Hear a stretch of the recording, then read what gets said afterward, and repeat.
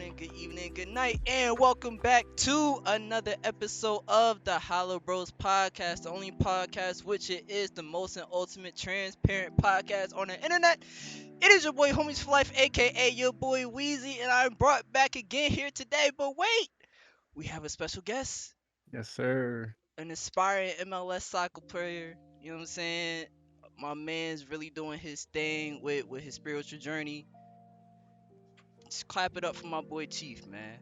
Welcome to the Sir. show, I my hope you guy. got the applause. I hope you got the Oh applause yeah, queued up yeah, too, yeah. man. Come 'Cause on, this man. is Come on, man. this Come is this on, is man. long Come on, awaited. man. But I will say this, Weezy. I think you kind of did him a disservice with the intro, Weezy, with the You his think so? introduction, man. Has this man has came a long way, bro. Like this man, I seen this man go from just being another bad kid that I hung around with to joined another group of kids. This man almost joined a damn gang at one point. Yo, And then he what? turned all no, we're gonna get into all that. Come on, we're gonna get into Yo, all that. what? But you guys stay in tune for that. I don't know that story, but I know that story. But anyway, went from damn near getting jumped into a gang to now turning his life around, still pursuing his dreams as far as being a soccer player, but also adding into trying to start his own ministry, or I believe he has started his own ministry. So besides being just, a aspiring MLS or just a soccer player, professional soccer player in Right, general, right. this man has did a major 180, turned his life around. And the reason we're bringing him here, and the reason why we really, really wanted him to be on here, because as y'all know, this podcast is about helping others. And what better way to do it than by another person's experience on how he turned his life around and maybe help people maybe stay out that path, or keep staying on the right path, and maybe get some guidance from this man, and maybe figure out how you can help out with his things, you know what I mean, that he has going on outside of, just soccer, and just, doing whatever he does in his personal life. But without further ado, we have today our guy, man, David, aka Chief. I don't know if he still goes by that name, but we're gonna get into that too. Our guy, man, how you feeling today, bro? Yes, sir. Good, feeling good. Blessed. Taking it day by day, brother. Yes, sir. Yes, sir. But also with the Chief name, how did that? I don't even know how that even started. Why did they start calling you Chief? Oh, Chief started. You remember how everybody used to be on the game? That was Yeah. Yeah. Okay, so they're starting a 360 party. that was life. So, basically, I was like creating a gamer tag. And you remember when everybody used to have like XXX in their Oh name? yeah. Yeah. Yeah. Like one of my favorite games growing up was Halo. And Oh, Hey. Yes, talk sir. to me. Yes, sir. boy, Master Chief, like I don't know, Talk to me. Yes, I was sir. XXS, and then I was like Chief 7 XXX, something like that. So then everybody, it started in the parties. It started in the Xbox parties, that name, and then later on, it just caught on. Okay, okay. So do you still go by that name? Oh yeah, a lot of people still call me it. Yeah, I was about to say, got it. I still got your name saved in my phone. I'm not saving your name as David Wilson. Nah, that's Yeah, nuts. uh, a But lot. yeah, bro. That's wild. But as y'all can see, we are gamers. And my guy's a gamer too. That's a And fact. a lot of things, if y'all old enough, a lot of things started off in the Xbox parties, bro. Legendary. For all y'all PS3 bums, I'm saying y'all bums, I have to. Y'all Oh, didn't have man. no party chat. Like, what did y'all do all day? Hey man, let's get on the phone call together, bro. And it wasn't even no group FaceTime. Y'all couldn't do nothing. You Like, know come that's on. exactly what they did, man. Come on, man. Yo, PlayStation 3, everybody that owned the PS3 and you didn't own Xbox 360, I mean that's too. You're a brokey. You're a bum. But anyway, listen, Oh, listen. All right. goodness. Besides that, we love y'all too. We love y'all too. But anyway, man, let's get right into it, bro. So, for the people that don't know you, man, what was life like growing up? Like, were you raised with both parents? How was the household pretty much? Like, how was it growing up? You know what I mean? In your situation. So growing up for me, um, I grew up in MP like my whole life. Um, I live with my mom, my sister, Faith, and my Shout out brother. Faith Yeah, and my brother Jamel. and Jamel. Shout out Jamel and Wesley. Shout out those guys. Yeah, that's how I grew up. My parents are separated, so I would see my dad like normally like every other week. Growing up, that's how it was. So I would just be here all week, all during the week, school and stuff like that. Even after school, always just out with friends and stuff like that. And then every other weekend, I would go to my dad's house. But that was it pretty much. I have another sister named Mercy. Mercy, I have my oldest brother Wesley. Yes, sir. legend, Warfield legend. Definitely, his jersey's definitely retired on Warfield. Yeah. Legend. So it's five siblings. I have my mother, my stepmother. Shout out Mama Wilson. Yeah. And so everything's green, and then my father. So everything's green. Shout out to the OG for sure. That's how I grew up, bro. Yeah, nah. So all right. So now let me ask you this: did that not having it? Because I was raised with both parents. I know Weezy was. I know you weren't. So how was that for people that may not understand what that's like? How is that growing up? Just your parents separated. Did that put, as when you were a kid, did that put like a strain on your relationship with your pops, or did it like make you feel some type of resentment, or just like what was that like mentally for you? Mentally, it was a barrier. I'll admit it was a barrier. Just because I wanted a closer relationship with my dad, which later came on down the road. Our relationship is fantastic now, but as it you see like a lot of other kids with their dad, and the American dream, the white picket fence, Oh yeah, that's a fact. hey, that's what your dad, Facts. So I mean, yeah, like I had I grew up sometime with resentment as I grew a little older, going into like Somerset, going into like 5th, 6th grade, into middle school. I kind of had but I had like resentment, and I didn't really know how to express my feelings, so I would mostly do it in the wrong way. And then I didn't fully realize everything that I didn't fully realize everything that I missed out on until honestly getting into a relationship. I've been dating my girlfriend Becca for almost 2.5 years. I think we're past the 2.5 year mark now. 2.5 Shout out years. to you. Shout out. That's a dope accomplishment. Nah, that's a dope Facts. accomplishment. Shout out Especially to nowadays, bro. Yeah. shout out to your girl too, man. Shout out to y'all, man. Facts, Beautiful bro. couple. Can we get an applause for that? Can we get an applause for that? Yeah, cue that up. Cue the applause up for that. Yeah, cue the applause for that, man. Cue the applause for that. That's a beautiful thing, bro. That's a beautiful thing for sure. Cause Yeah. like nowadays, I like not to cut you off, but No. like relationships, bro. You don't see a lot of like long relationships. People are just in it for like a quick fuck, or just something just short term and not looking for the long term. So Yeah, relationships. I would equate relationships nowadays, modern dating, to like the rap game. Like it's just, you know what I mean? It's a quick lick, you out of there. Yo, facts, bro. Nah, dead serious Facts, though. bro. But so now, like as you were saying, 'cause I like the direction that you're going in. So like, what did you learn from being in a relationship that you did miss out on? So one of the biggest things is basically being a man in a relationship. Obviously, like for me, I didn't see a lot of things that some other parents do or some other kids see while they're growing up. So me, for example, like being married and seeing like my parents go out on a date, or like my father, something romantic, like a lot of those things I didn't get to see growing up. And so that kind of had a negative effect on my relationship to an extent. But shout out to my girlfriend, she really like is understanding. She worked with me, you feel me? And like she was patient with me, because like you can't just develop those things overnight. Yeah, that's a fact. That's a fact, bro. That's a big fact. And especially when you've been wired a certain way your whole entire life, and then like you can't abruptly just change that.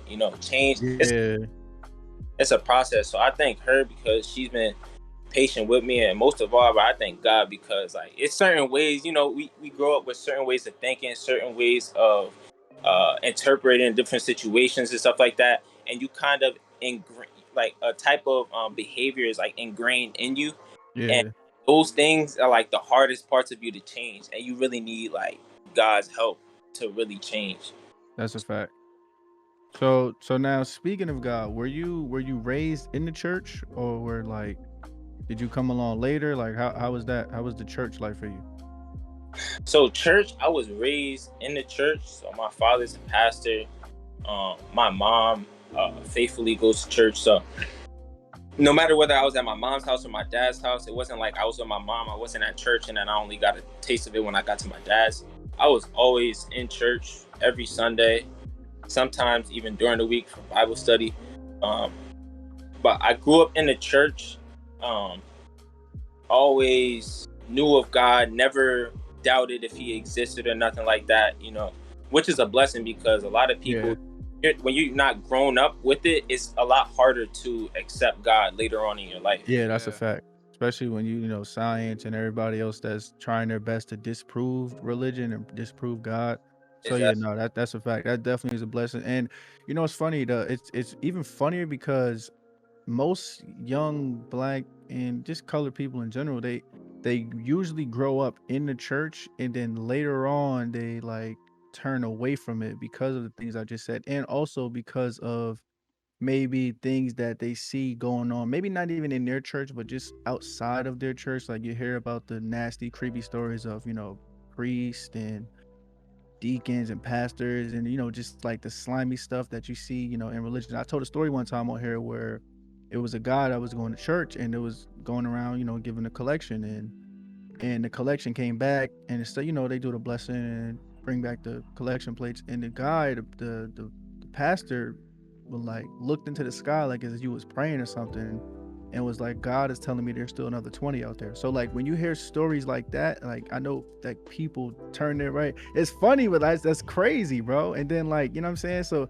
you hear stories like that and then it's like, damn, like, yo, is this like they tell me to do all this and religion is all this, but the people that's leading this ain't even following this. So I'ma just skedaddle because this probably ain't real. And my mom been praying for years to have a better life and she's still in the same situation. And you see all this and you go through all these, trials and tribulations as a kid, so you turn your back away from religion. So my question to you is, has that ever been a time in your life where you're like, nah, like, yeah, I believe in God. I still firmly believe in God, but this religion thing, this is man-made. I don't know. This could be, some, not as authentic as they make it seem. So has that ever happened in your life? You know what I mean, for a period of time or anything like that? Yeah, so for me,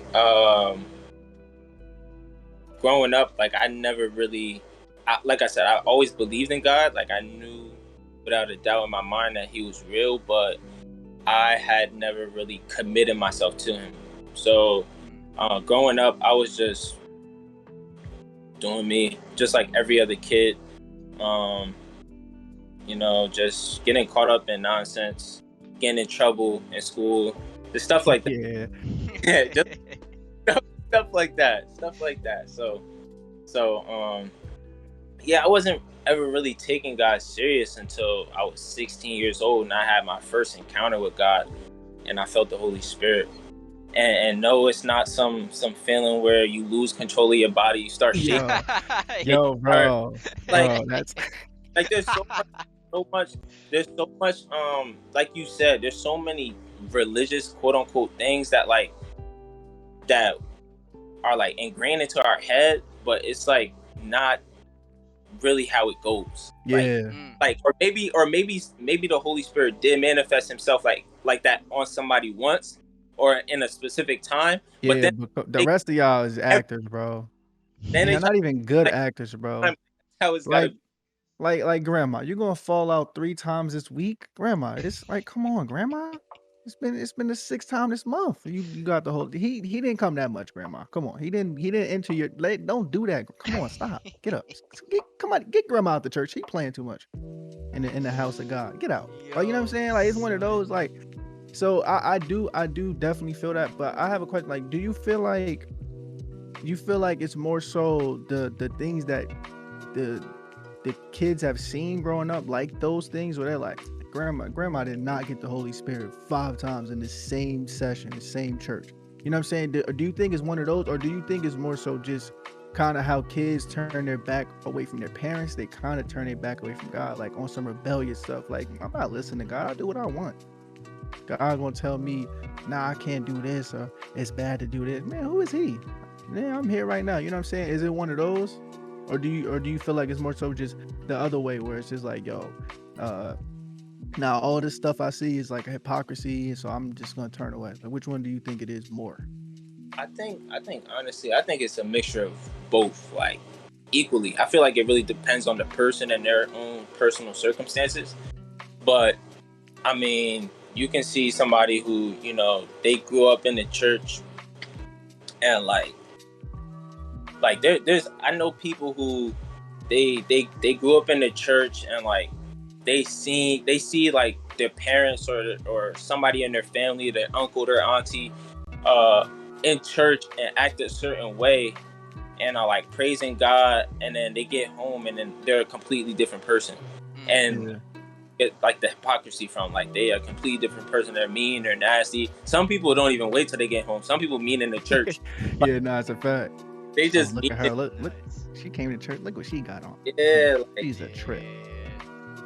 the gossip, this, all that. And then there's those people who, they just, like you said, they're just rebellion. They're just growing up. They're like, man, I'm gonna do this myself, or I'm gonna go and get this myself, and and that could go deep into hustle culture, into all that. Because I used to be that same way. I'm gonna just grind. Like that's gonna be like my life. You feel me? Yeah. And then you Like, don't make time for, yeah, yeah. I get exactly what you're saying. Like, yeah.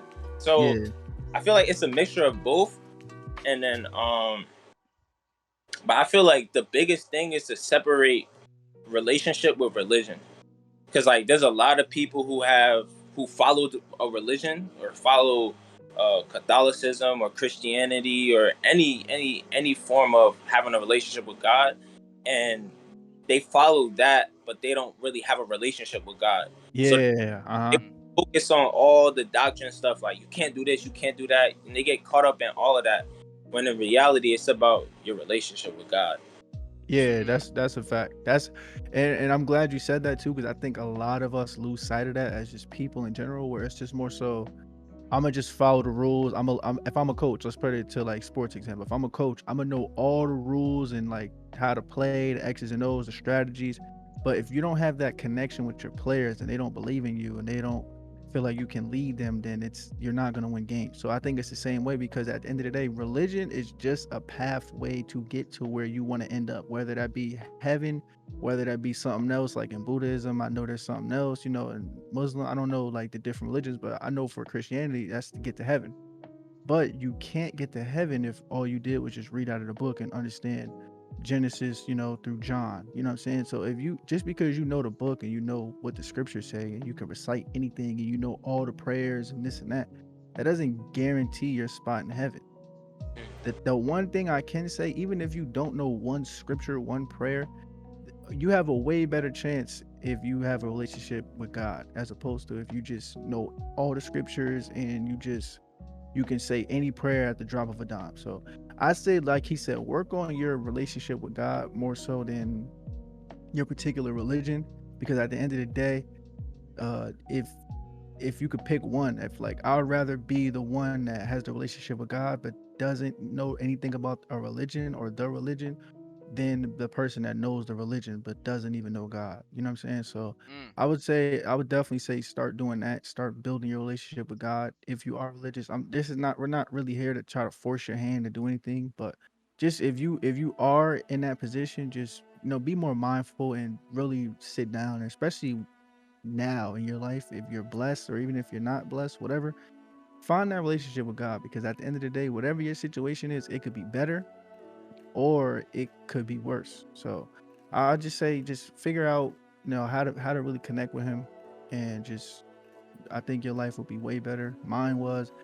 We got a testimony from my guy Chief up here, man. His life was, better, changed for the better by having that closer and stronger connection with God. So I would, like I said, man, just really try to hone in on that, as opposed to just the in the football example, or for sports example, the X's and O's of it.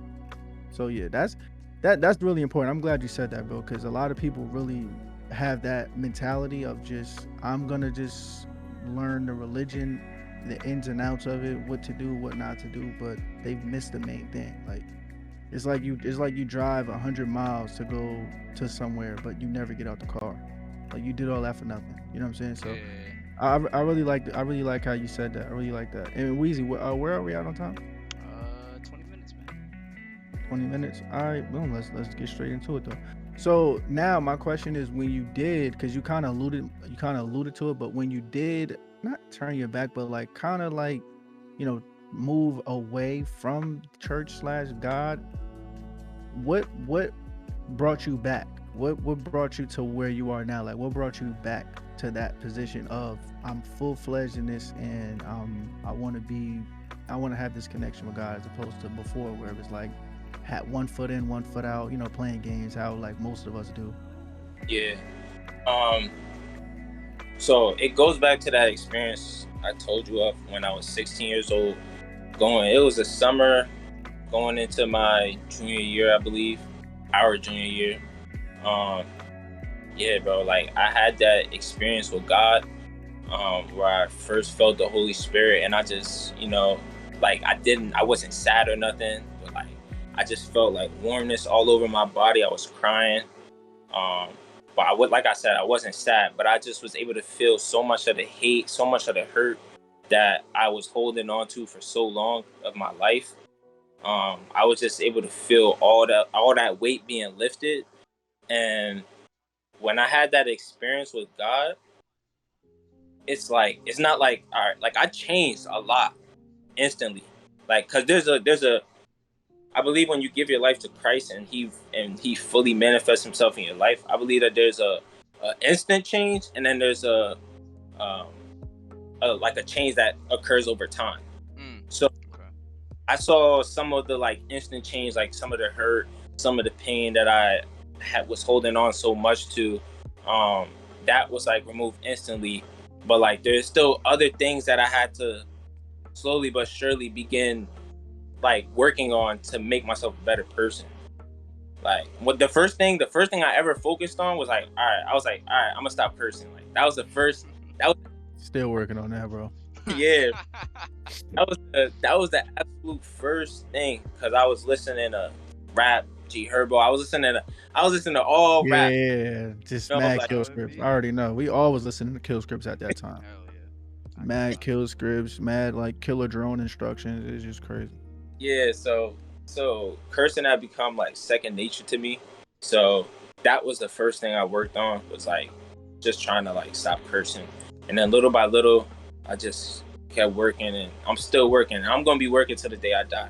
Nah, it's a fact. I mean, we all not perfect, so that's just it. Yeah, no, that's a fact. So that experience that happened in the church, right? You were in church when that happened, and you went to the bathroom. Pause. I don't Yeah, want to talk about you going to the bathroom. My fault. yeah. That happened in the church. I didn't really know like what exactly was happening. I was just really overwhelmed. But I feel like one of the things that helped me, like, because normally you would be like weirded out by that, like somebody who doesn't know anything about God would be like weirded out about that type of experience with him. But I think one of the things that really, really helped me growing up is that my dad, like, speaking of religion and relationship, my dad always engraved in us relationship. He was always like, bro, like I don't care about you guys knowing certain things or knowing certain stories or encounters of things that happen in the Bible. Like he would tell us testimonies. He would tell us real life experiences that happened to him and that happened to our family, where God literally showed up, where like it was no other option but for God to show up. and he showed up.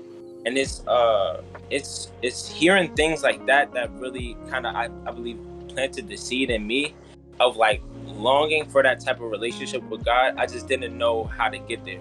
So I was already interested, but I didn't know how to get there, and I never had experienced God for myself. So that first encounter was like uh, just probably the best moment of my life.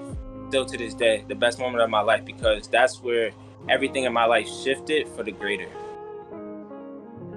Yeah, nah, that's a fact. I'm glad you said that because I'm pretty sure it's other people that's watching this that probably had a similar experience, or if they haven't, maybe curious as to like, or maybe like kind of cautious. Because I'm not gonna lie, if I wasn't into like religion and stuff, I would be caught like, man, what? So I should start crying and all that. But it's not like a bad cry. Like it's almost like as he just said, it's like your a weight is being lifted. So like you're just like emotional, I guess. Like, but like it's uncontrolled emotion, if that Yeah, makes sense. It's not like bad. Like you don't experience the pain of 1,000 swords and all. Like it's nothing like It's that. like you're So growing into your new self. yeah, like because So I don't want them to think like it's just like a kung fu panda ritual or something. Like you just get slashed and gotta walk on hot coals for 10 minutes. I don't none of that, right? So it's not a cult, guys. It's not a cult. I know some people think that, but it's not a that's cult. nuts, bro.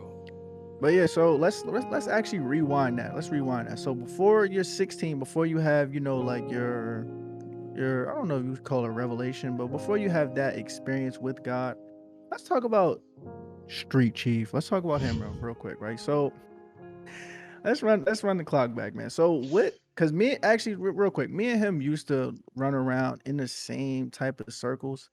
So hmm like if you are familiar, with the podcast, we have a story. We had a story time segment on there where I talked about running from the cops. Now Yeah. me and Chief used to hang around the same people. I don't think he was there that day. No, he wasn't there that day. That night actually, but that was the same crowd that he was running with as well.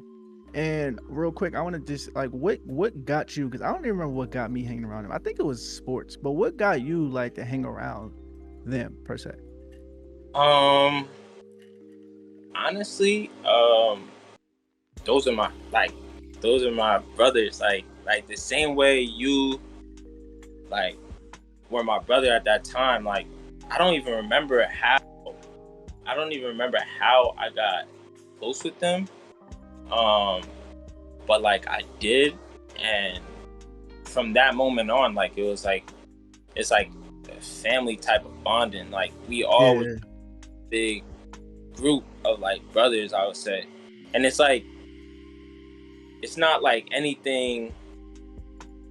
It wasn't like I see someone and it's like wow, the light turns on, like wow, like you're gonna be my best friend forever. Like nah, like no weird stuff like that. But like Yeah, nah, I feel it. you just like you said, sports. Like we all play sports growing up. Yeah.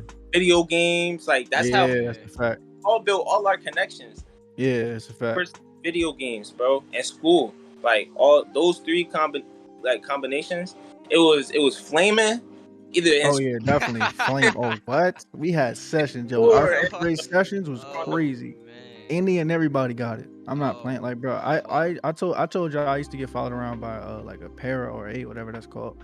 I used to get followed around by like a teacher. We flamed her up. I'm not playing. You there too. You a bystander. Get away. If you gonna be here at this table, you have to get flamed. And she was sick. Like, why you like she was like, are you talking about my skin? Cause she had like freckles and stuff.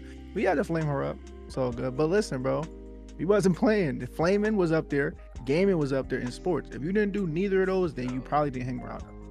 Cause Yeah, if not, you would have got sick. Cause we definitely would have flamed you mad times. No, really would have flamed you, and we didn't care neither. We didn't care. Oh wait, chill, yo, stop, yo. He really feel bad. No, we don't care. We're gonna flame you more. So it was one of those, bro. And not saying that was good. That was some like that was cornball stuff at the time, but that's how we was. So yeah, pretty much. Yeah, I get what you're saying.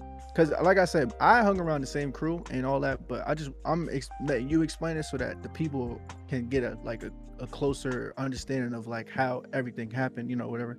But so now when you go from hanging with them, because at one point, first I don't even know why I did this. It wasn't like you said, oh, like I didn't, oh, you're my best friends forever. I didn't say, oh, I'm gonna get away from these guys, man. But it was just like a gradual, like I just stopped hanging out with them, and I stopped hanging out with them, less and less and less.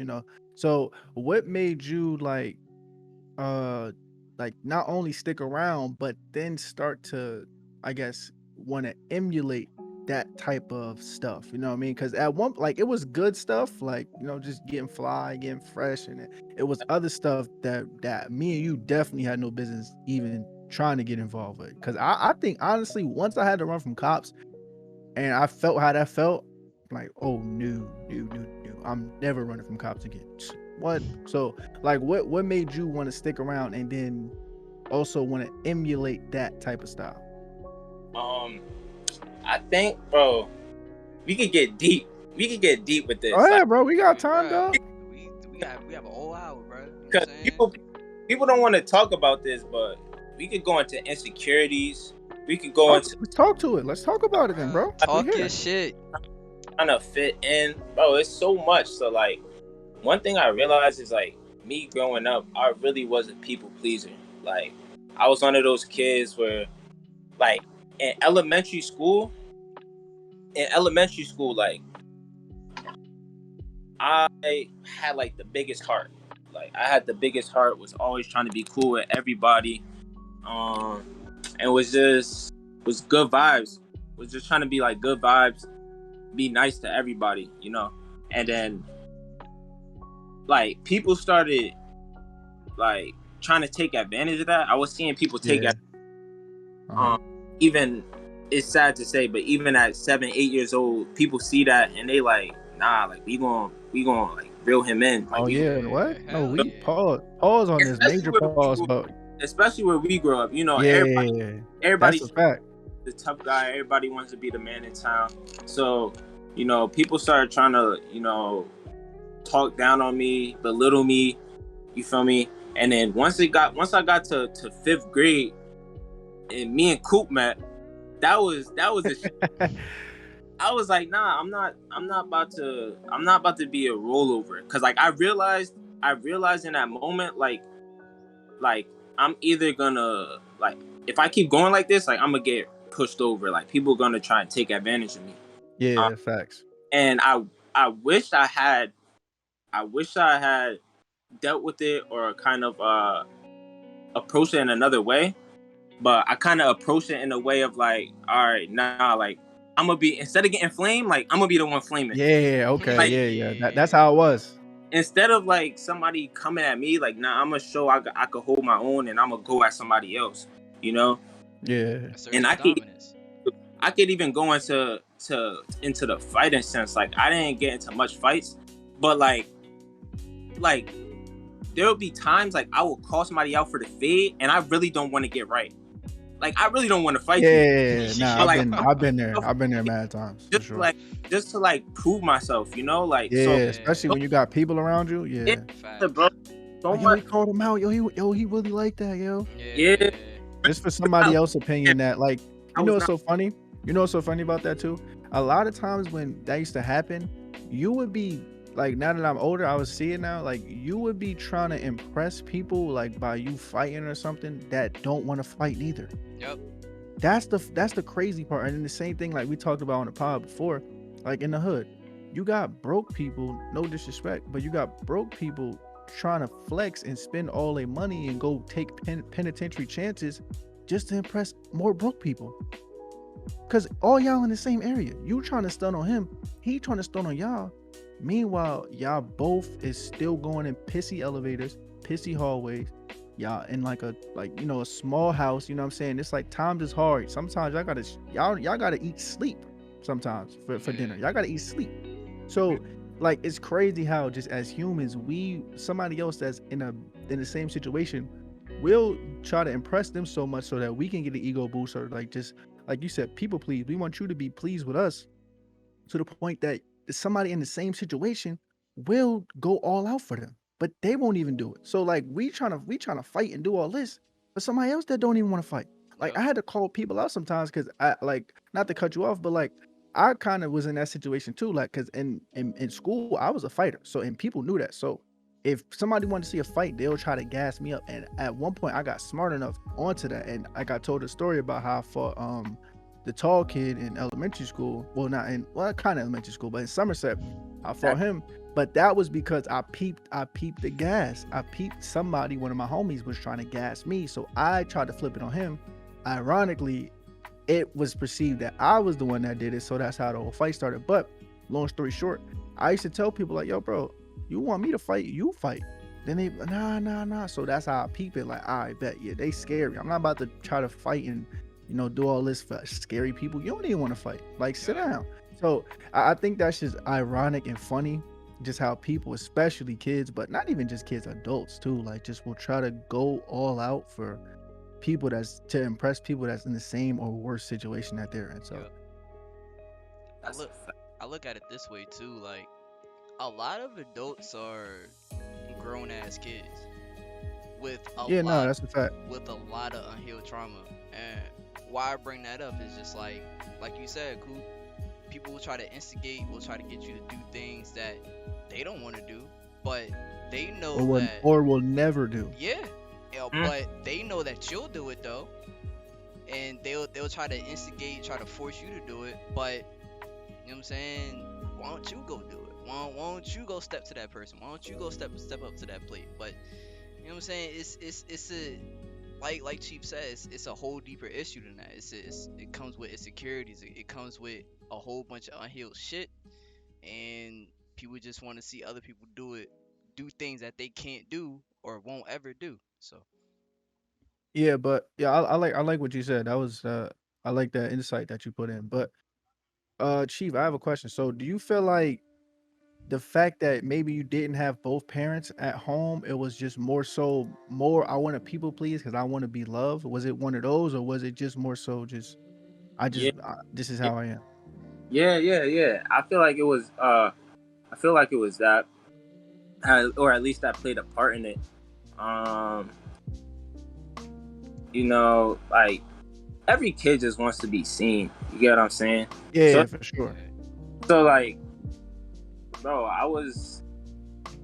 I don't know. Like, I just kind of like I was channeling and channeling my anger and stuff like that, and putting it into the wrong places.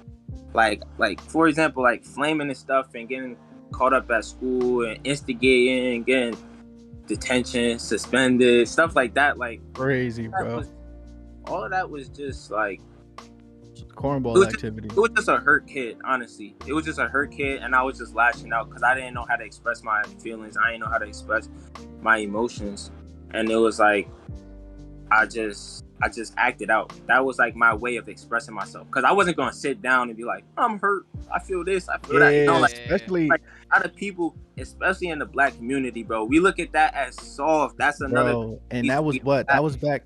What was that, like 2010? That was like '09. So yeah, especially around that yep, time. What? yep, What you crying for? Man, better yeah, put some dirt on that. Oh, yeah, wait, what? Anxiety, bro. Honestly, bro, and y'all know this, bro, because we grew up at the same time. When, like, the first time you ever heard the word anxiety, you like, what?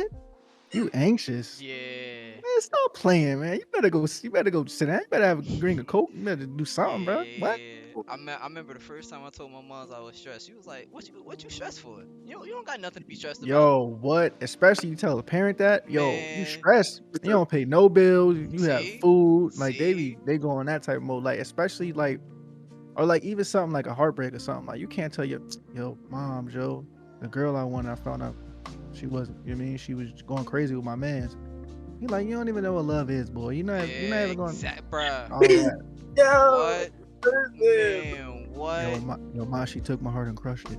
Man, stop playing, man. What? Go do some homework then, man. Like one of man? those. What? So that's like that plays a big part, bro. And like that's why like I always said like when I have kids, like, I want to do everything different because like try to give them a better way because especially how we grew up, it was more so it was that stigma like Yeah, what, you're a man? Like girls could cry and be like, oh, I'm this, I'm mm, sad. Man, I wish I would have went in the house and told my mom I'm anxious. What? You anxious? Better go run the track. What? yeah, So bro. is it? Nah, go ahead, bro. Go ahead. My fault. I ain't mean to. Even nah. I was just about to add, like, bro. Even like, I don't think like in all of our years at school, I don't think we ever heard the word depressed. Like, Yo, you I'm did it. sure there were people that was depressed, but like, bro, all of that was like, I'm telling you, I really used to not believe in it. I used to be like, bro, what do you talk like? That's fake. Like that's not real. Like, yo, yo, Nah, dead yo, serious. No, what? seriously. No, influencers dead sound serious, bro. Nah, What? that's nuts. You like depressed. crazy. I know. Once somebody told me that, I just probably flame you. Shut up. You a bum. Yeah, Like I nah, just that's start facts just saying, though. just start going crazy on them. Like, what? You depressed? Man, shut up. Oh, it's crazy, but all of these issues are like real issues that people are really struggling with out here. No, it's a What fact. growing up in certain areas, it's like we go through the same things. It's like that's why I even I salute like Herb like when he started talking about PTSD and stuff like Yeah. because like it's so many issues that uh we go through in different communities that it's like we just try to cover it up or we try to act like it's not there, but Yep. it doesn't. By us acting out it like it's not there, like you could be sick, like you wake up every day, you just tight, like Yeah. you just Yeah. sad, and like you never gonna tell yourself you depressed, but like just because you don't admit it to yourself doesn't mean you're not depressed. That's Right. what I'm saying, bro. Like So just because you don't look at the sky, don't mean the sky ain't there. You know what I'm saying? It's like one of yeah. those. That's Like facts. so going more into that. Like so, you said around like you want to say like Somerset. That's when the switch flipped to like, nah, I'm not gonna be the one that get flamed. I'm gonna do the flaming. I'm gonna start, like just being the aggressor in these situations. So like that carried on. I want like when did you say like that carried on and then it, I guess not flipped again, but like I feel like there was an additional like level up from that as opposed to just flaming. You know what I'm saying? Because not saying like we got into some heavy street stuff, but we got it became more than just flaming at one point. So when do you think that switch flipped and why do you think that was flipped? I honestly think it flipped like my my freshman year of high school. It turned up a little bit. Um, just cause like what what we were all like around, what we all were able to see. Um, Yeah, Yeah. yeah, that's a just fact. because like mind you, like eighth grade or seventh grade was when Chief Keef came out, and that's when the whole world changed. Like Oh, Oh what? that's when the whole man. Nah, that was I'll Oh, never forget that, bro. love That was Sosa. seventh grade, bro. Seventh grade in Mr. Izepi class was the first time. It was me and Keyshawn. That was the first time I ever heard Love Sosa, bro. The first time I ever heard Love Sosa was in fifth grade, Mr. Izepi's music class, bro. It was me, Keyshawn. We was bugging. Like, yo, what? He in his grandma crib, and he got dreads with the truies on. Oh, he's a legend. He's a god. bro, like it's crazy. Like that whole era shifted. I feel like it shifted everybody's mindset. Yeah. I feel Everybody was a killer. like Everybody was tough at that point. At everybody that point, I had ops. everybody walking around the school listening to music going like this to people, like bro, like, Yeah. Yup. Yo, like, like I'm talking to people crazy. Like, yo, we going to the party? Yo, if my ops in there, I'm not going. Like, you don't got no ops? What are you talking about? Oh, my fault. No, you're right. Cause I can't go. They in there. I'm gonna have to start firing. What? What are you talking about? Like, it's one of those. Like, everybody was a killer at that Yo, point. son, That's why. That's everybody why I was a called shooter. them. That's why I call that music is kill scripts. Cause that's what it is. It's like literally like programming you to be a killer. Like, it be times like, cause even now I'll listen to some of that now. If like the old me like creep out like let's go turn this on, man, full blast, go listen to this, and then like I start getting like let me spin the block on these dudes, bro. They think it's sweet out here. Let me go spin on them. So like it's just one of those. It's the frequency of the music. It's the lyrics. It's all of that. So I do want to point out to y'all, if you aren't old enough, that era was crazy. So like if you're like if you came out, pause, if you like not came out, but like if you were like around a little bit later, like as far as like really understanding like being outside, that's what we call it. If you were outside later than that, you may not understand the effects and how now is, because now this may be like all but up until that point, it was just like the music. It was like gangster music and all that, but it wasn't nothing like how it is now, like with the Yeah. Chief and stuff. So that really, especially being young impressionable kids, bro, and hanging around the people we were hanging around. And I want to say Man, this what? quick too, bro. The dudes, I'm not describing them like they're just like monsters, because I'm still cool with them. Like if I see them on the street, I'll dap them up. I'm still cool with them. But the point is though, they were into street activities. You know what I'm saying? So one of them is in jail right now. So it's just like the point is though, it's you can be cool with somebody, but it's just a matter of like understanding that there's a distance and that there's also not only a barrier that has to be, but like you can't indulge in none of that. So, Yeah. but before we even jump the gun and even get into that, so when you like, or let's that 8th grade, 7th grade year when we was really hanging heavy, because that's when we all was hanging heavy with them, hooping with them, sleeping over their cribs, just doing everything. Like they was literally, we was all like one family. So like everybody was together all the time, going to malls, getting this, trying to get clothes to impress each other. Yo, bro, yo, such and such, yo, he got the new polo boot. That's from Polo Boots is fire. He got the new Yo, polos. son, I remember Yo, that he got the shit. new polo boots, My yo. goodness. Yo, son, yo, he got the Truies on, Man. yo, my son got the LV belt, like one of those. So we went from doing that to, like I said, then I eventually, break away from that to then you still hanging around heavy with another one of the dudes who really had no business doing any of that. He smartened up. He was like, nah, let me chill. You know who it is. I'll tell you off mic, but he was hanging around with all them.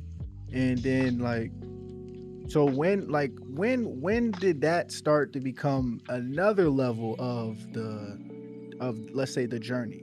Like when did that, like when you started trying to, like not trying to, but like when you really was in there like heavy with them, you know what I'm saying?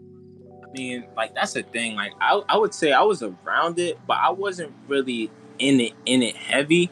Nah, Like not in it, but you know what I'm saying. Like yeah, like, the thing is, I would just like it was just me being around that kind of had started making me move certain ways or like carry myself in a certain way. Because when you're always around that, and mind you, yeah, we talking about frequency, like bro, like I'm a firm believer. Whatever you allow your eyes to see, your ears to hear, those are your gateways. Like that's what's getting into your spirit. And once you Yup. keep feeding your spirit that thing, you start to become whatever that is. And so, mind you, right. at the time, I'm listening to music talking about selling drugs, shooting people, and and and just getting in nonsense and being a street. Yeah, And like that's what I was listening to, and I was just kind of like walking down that path. And it's like I never really was fully invested in that path because deep down within, I yeah, still had the Holy Spirit. Like I believe, like even before that encounter, I would just feel myself in different moments. Oh, another thing, bro, God, God really don't play. Like, yo, one time, like, bro, I promise you, I don't even remember how many of us were there. Bro, it was probably like 15 people, bro. It was probably like 15 people that went and like stole from like a CVS or something like that, right? Yo, damn. Bro, I'm what? like, you know what? I'm like, yo, I'm gonna get what I want too. Like, I'm gonna get my candy too. Bro, I'm the one that get caught. In GTA, in GTA, in GTA, Yo, in GTA, in GTA, in no, no, no, no. GTA, in It's GTA. statue, it's statue, it's statue, Oh it's yeah, statue. it We is good. statue. It It's is statue. statue. We It good. is And statue. he didn't even say a year, so they don't even know what he talking about. But That's anyway, a fact. Yeah, so yeah, but like, you know what I'm saying? Like, then you Yeah. the one that got in trouble, and bro, it was that's happened mad like times that. to me. It's like how you were saying, like you had like little awakenings, bro. Like I started having little awakenings, like yo, why every time I try to go and do like be a part of the in crowd, it's like something happened to me where it's like I'm the one who gets in trouble or like it Bro, thank backfires you, on me. bro. And like little Yes. by little, I just started saying, yo, like this is not for me. Like little by little, but like I would still, still be trying to be like that, which I never was, bro. That was never me. And the crazy thing is, I thank God, I thank God for them because they've even told me that, like, not even in a disrespectful way, like, bro, you're not like that, like, not even disrespectful like that, like how people will come, that Yeah, was nah. like, that was Yeah.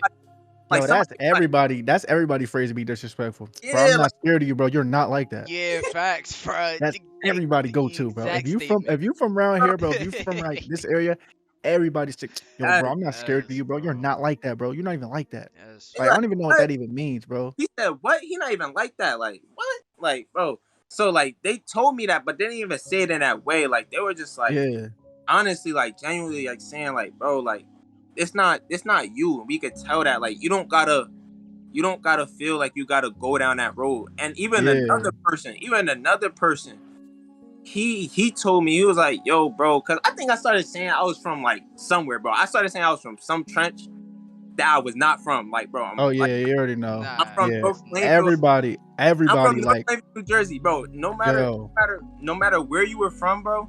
No matter where you were from, where did you go to high school at, bro? everybody, Where did you everybody go to said middle they was school at? from somewhere else. Everybody who said they was Oh, yo, from bro, thank you. I'm so glad you said that because I be saying that all the time.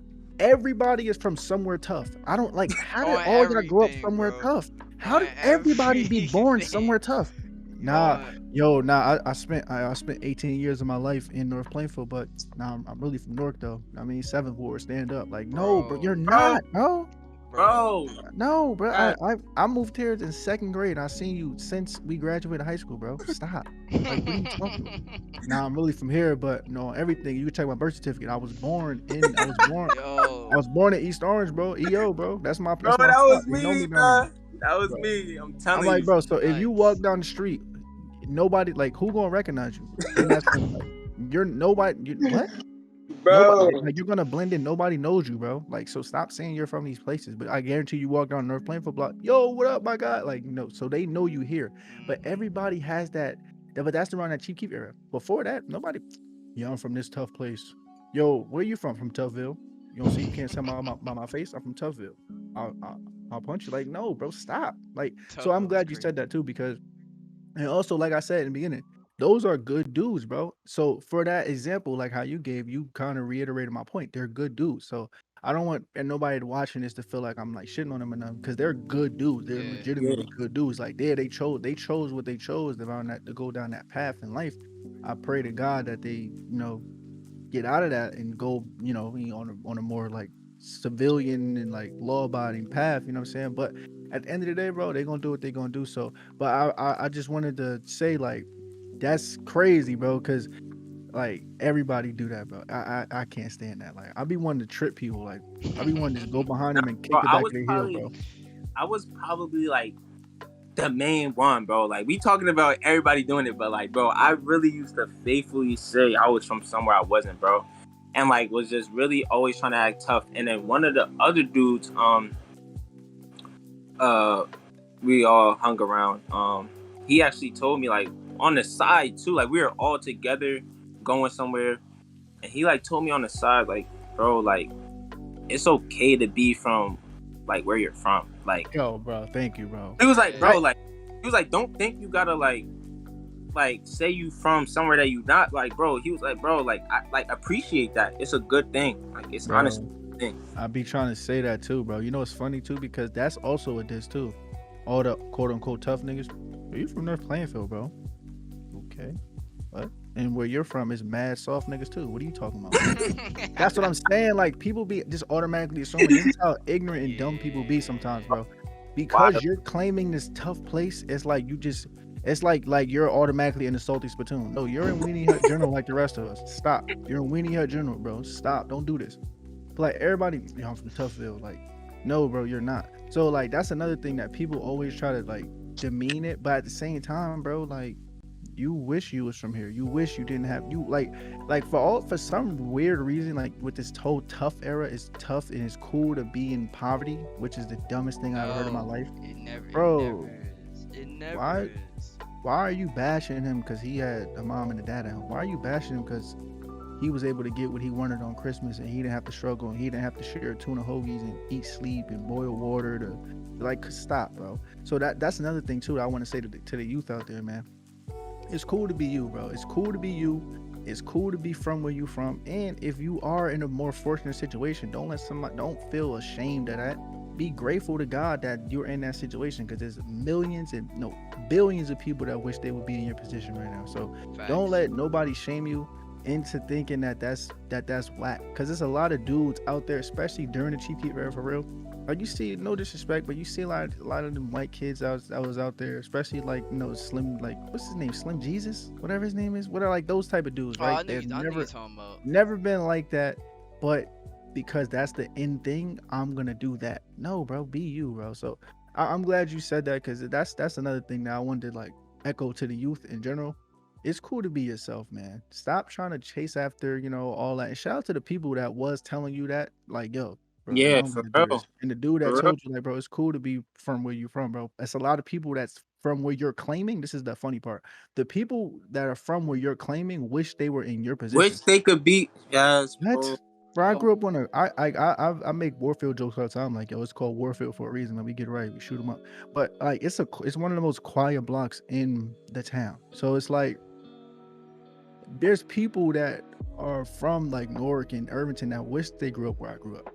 So stop. Like that's like a slap in the face to them when you do that. Just Yeah. like the people that got money and acting broke and going to jail. There's people that wish they were in your position. You just disrespecting them and you disrespecting that spot that God has put you in to try to be tough or impress people, whatever you want to do. So for the youth out there, man, stop the goofy stuff, please. Can you stop? Yeah, Because it's people that really wish they was in your position, bro. But go ahead, bro.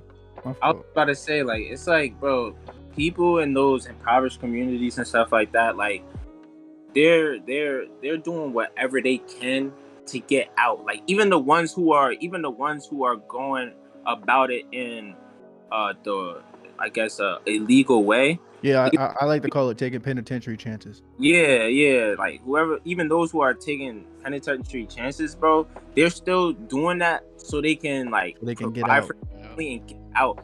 And like, I came to the realization that like all these people are trying to get out, and I'm like trying to go backwards. Yeah, that's what I'm saying. Like that was the Yeah. funny part. A lot of That us was the are trying to funniest go part.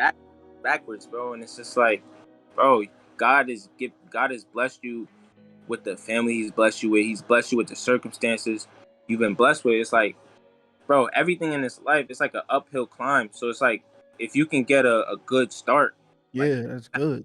and try and make something of that, because like there's a scripture in the Bible, and it's Jesus explaining the story, and he said like, to those who much is given, much is required, or much is like expected of you to Yeah, like to Yeah. give back to God if you've been blessed. Like, so like, if you've facts. been blessed with a 2-parent home, if you've been blessed with, having a good budget, if you've been blessed with, Christian parents, or like people who can show you the way, people who are positive influences, if you've been blessed with those things, you're going to be expected of much more than somebody who grew up where both of their parents, I mean, their mother's on crack, or their father's not even in their life, and they actually growing up in the music that we hearing, like Yep. they actually growing up in the trenches. Like, you're expected to bring more than them because they had less given to them.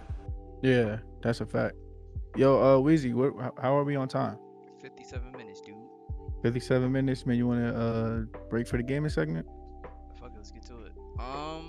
So for this week's gaming segment of episode 25 of the HoloBros podcast, hey man, GTA 6, rejoice! We finally got some fucking news about the game.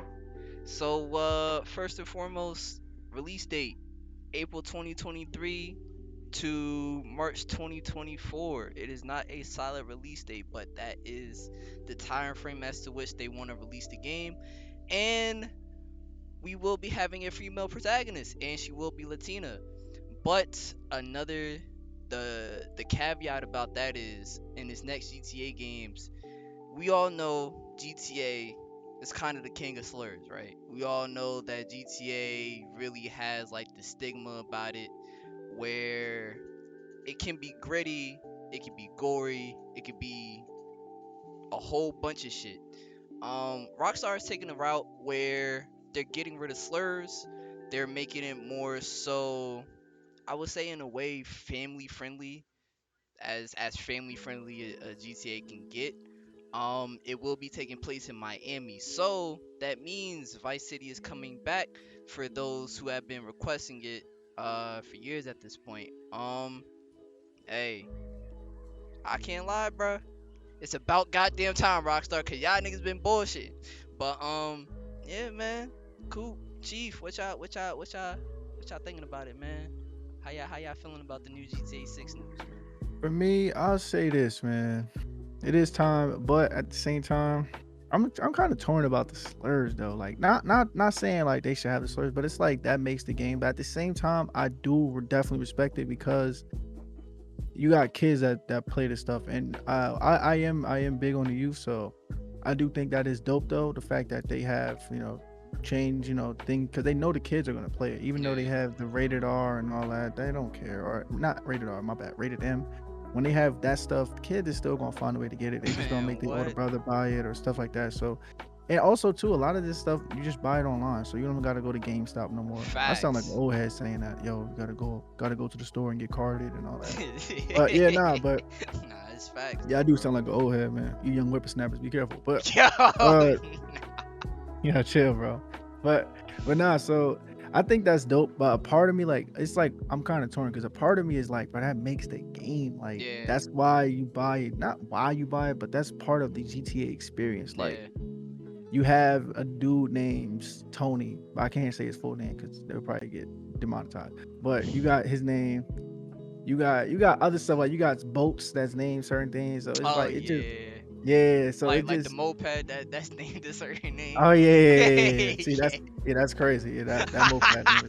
We say that we're banned for life on It's YouTube. We're up. banned. It's Yeah, we're nuts. banned. Yeah, Nah, but bro. yeah. So I don't know. I'm torn, but at the same time, I'm glad to have a maybe a Vice City game. I don't know. They saying it takes place in Miami. That don't mean it's gonna be. They might do some Rockstar be Rockstar sometimes. So I Yeah. don't know. But I also heard it's gonna be more like I think it's gonna be more like a kind of not two player, but like two Oh characters, yeah, two like Bonnie, protagonists. Yeah, yeah, like a yeah, Bonnie, yeah. I heard that too. A Bonnie and Clyde type Yup. of thing. So That'd be tough though. That'd be tough. yeah, that would be tough. I ain't gonna lie. I do like Bonnie and Clyde, man. But Hey anyway, man. shout So Chief. Do you have anything like? Do you still play? Do you still play games? Do you still like? Are you? I'm not heavy into games that much anymore. Um, when I do play, it would just be like this one game called DBD Dead by Daylight. That, yeah. Oh yeah. that's probably the game I play the most, and like a little bit of FIFA, a little bit of like Call of Duty, Fortnite. So, FIFA. Yeah. but like with the GTA, like I did see that they coming out with the new one, and they also said like they're not doing any more like updates. I think for the 5th, is that what they said? Something like that. They're not doing any more updates for Red Dead Online. So Uh, if you play Red Dead Redemption 2 and the multiplayer component, which is Red Dead Online, they're not doing any more content for that, unfortunately. But they definitely did just put out an update for GTA 5 though, like Tuesday, and it's honestly it isn't that bad. I mean, they added a whole bunch of new cars. They added another storyline where you kind of play as I think it's an IAA agent. You're kind of under their thumb, and then you're kind of doing shit for them, going around, just doing missions for them. But I Sounds mean, fire. yeah, it's not bad Sounds fire. if you still have GTA 5 and haven't played GTA 5 in a minute. I say check it out for yourself. Um, but yeah, That's Chief, dope. Chief, you got anything else to add? nah, I would just say like I really just stand by kind of like what Coop said. It's like GTA is known for like for certain reasons. Yeah, it's known for the Yeah. raunchy shit. Yeah, it's known for certain regions. So taking those things out, it's like I'm sure it'll bring disappointment to some gamers, but I feel like he said, when you think about it, bro, half these kids, like, bro, if you think about it, even Call of Duty, like, even Yeah. Call of Duty Yeah. is a rated M game. But how many times you was getting on the mic, you hear a little kid, Yeah. like, Yeah. like, so it's always gonna be kids. It's always gonna be That's kids. the thing, bro. Yeah. It's 'Cause always even when we was kids, we was getting it. I was So, just about to say that. but how many times, like, kids. like I always say, bro, it's not an MW2 lobby or a Black Ops 2 lobby or a Black Ops lobby if it's not a white kid on there calling you a racial slur. It's not that you're not in that lobby. You must be on a different game. If they not on there calling you a racial slur and disgracing your entire legacy and generation, then it's like you're not on that. You're It's not on the always right that game. one squeaker, bro. Always Oh that yeah, one for squeaker. sure. What? Always that one. Especially if you just went crazy on him, like, and he didn't have no Duh. kills. That's the only thing he could say. He just starts spamming it too. He especially just starts. especially if it's S&D. Oh yeah. Oh yeah. Oh yeah, yeah. and especially also too, bro. If he got friends with him, if he not by Oh himself, he got yeah. more courage. That's when he get the more Yeah. courage. Yup. That's when he really get the courage to really Yup. like pop out on his spinach. Like he really get crazy. Hell yeah. Just pop that bitch. Just pop that shit like a daddy. type shit. Yeah, bro. So, yeah, no, I think we're all looking forward to GTA. Rockstar usually, at least the story, does a great job with the story. Definitely. Online, gotta see. I don't know how they would incorporate that. It should be good though. I have a, But go ahead. My fault. now I was about to say I have a feeling they're gonna. I have a feeling with GTA Online, they're gonna make us fly to Miami. I don't know why, but I have the biggest suspicion they're gonna try to like mash the two together, like how Call of Duty did with Warzone, like Oh, okay. like how Yeah, they did. that would make sense. That would be kind of dope. I LA Latina native don't know. flies from LA to Miami, all that Yeah, stuff. probably. Yeah, that would be dope though. But Weezy, I hear we also have some Last of Us news, man. Want Hey to update us on the man. Last of Us? Actually, we got two more things: at Last of Us and a new EA Black Panther game. So with Last of Us, thanks for mentioning that.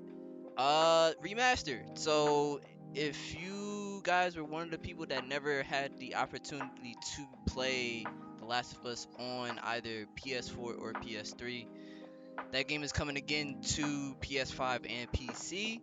Uh, but here's the caveat to that: there will be no prone mode, and sources say that the prone. Explain what that is for So people that don't understand what that is. so basically, the prone is basically just you laying on the ground, like how you can in Last of Us Part Two.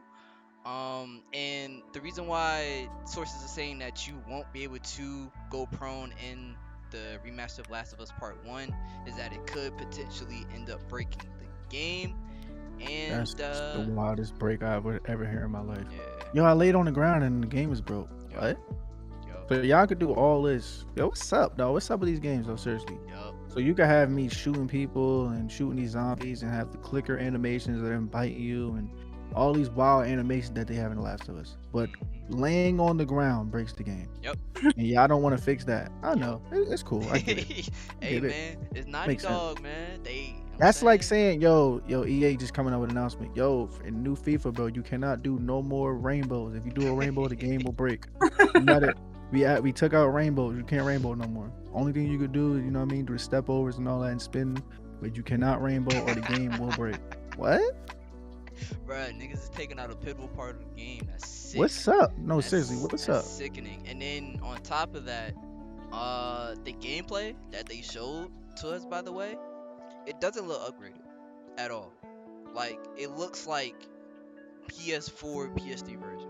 It doesn't look like it's enhanced or Well, I have news for everybody that's out there. Just download the PS4 version if you're on P5. That's what we're doing currently. We're playing Last of Us online right now. Me and the homies, we playing that online. Oh, that's fine. And it's still running smooth. The graphics aren't bad. Obviously, it's an old game, so it's not gonna look the best compared to these new games, but it still runs fine. So unless you're looking to play, well, you can even play the story mode. So yeah. I would just download the P4 version if you Also, can. another detail I almost ended up forgetting too.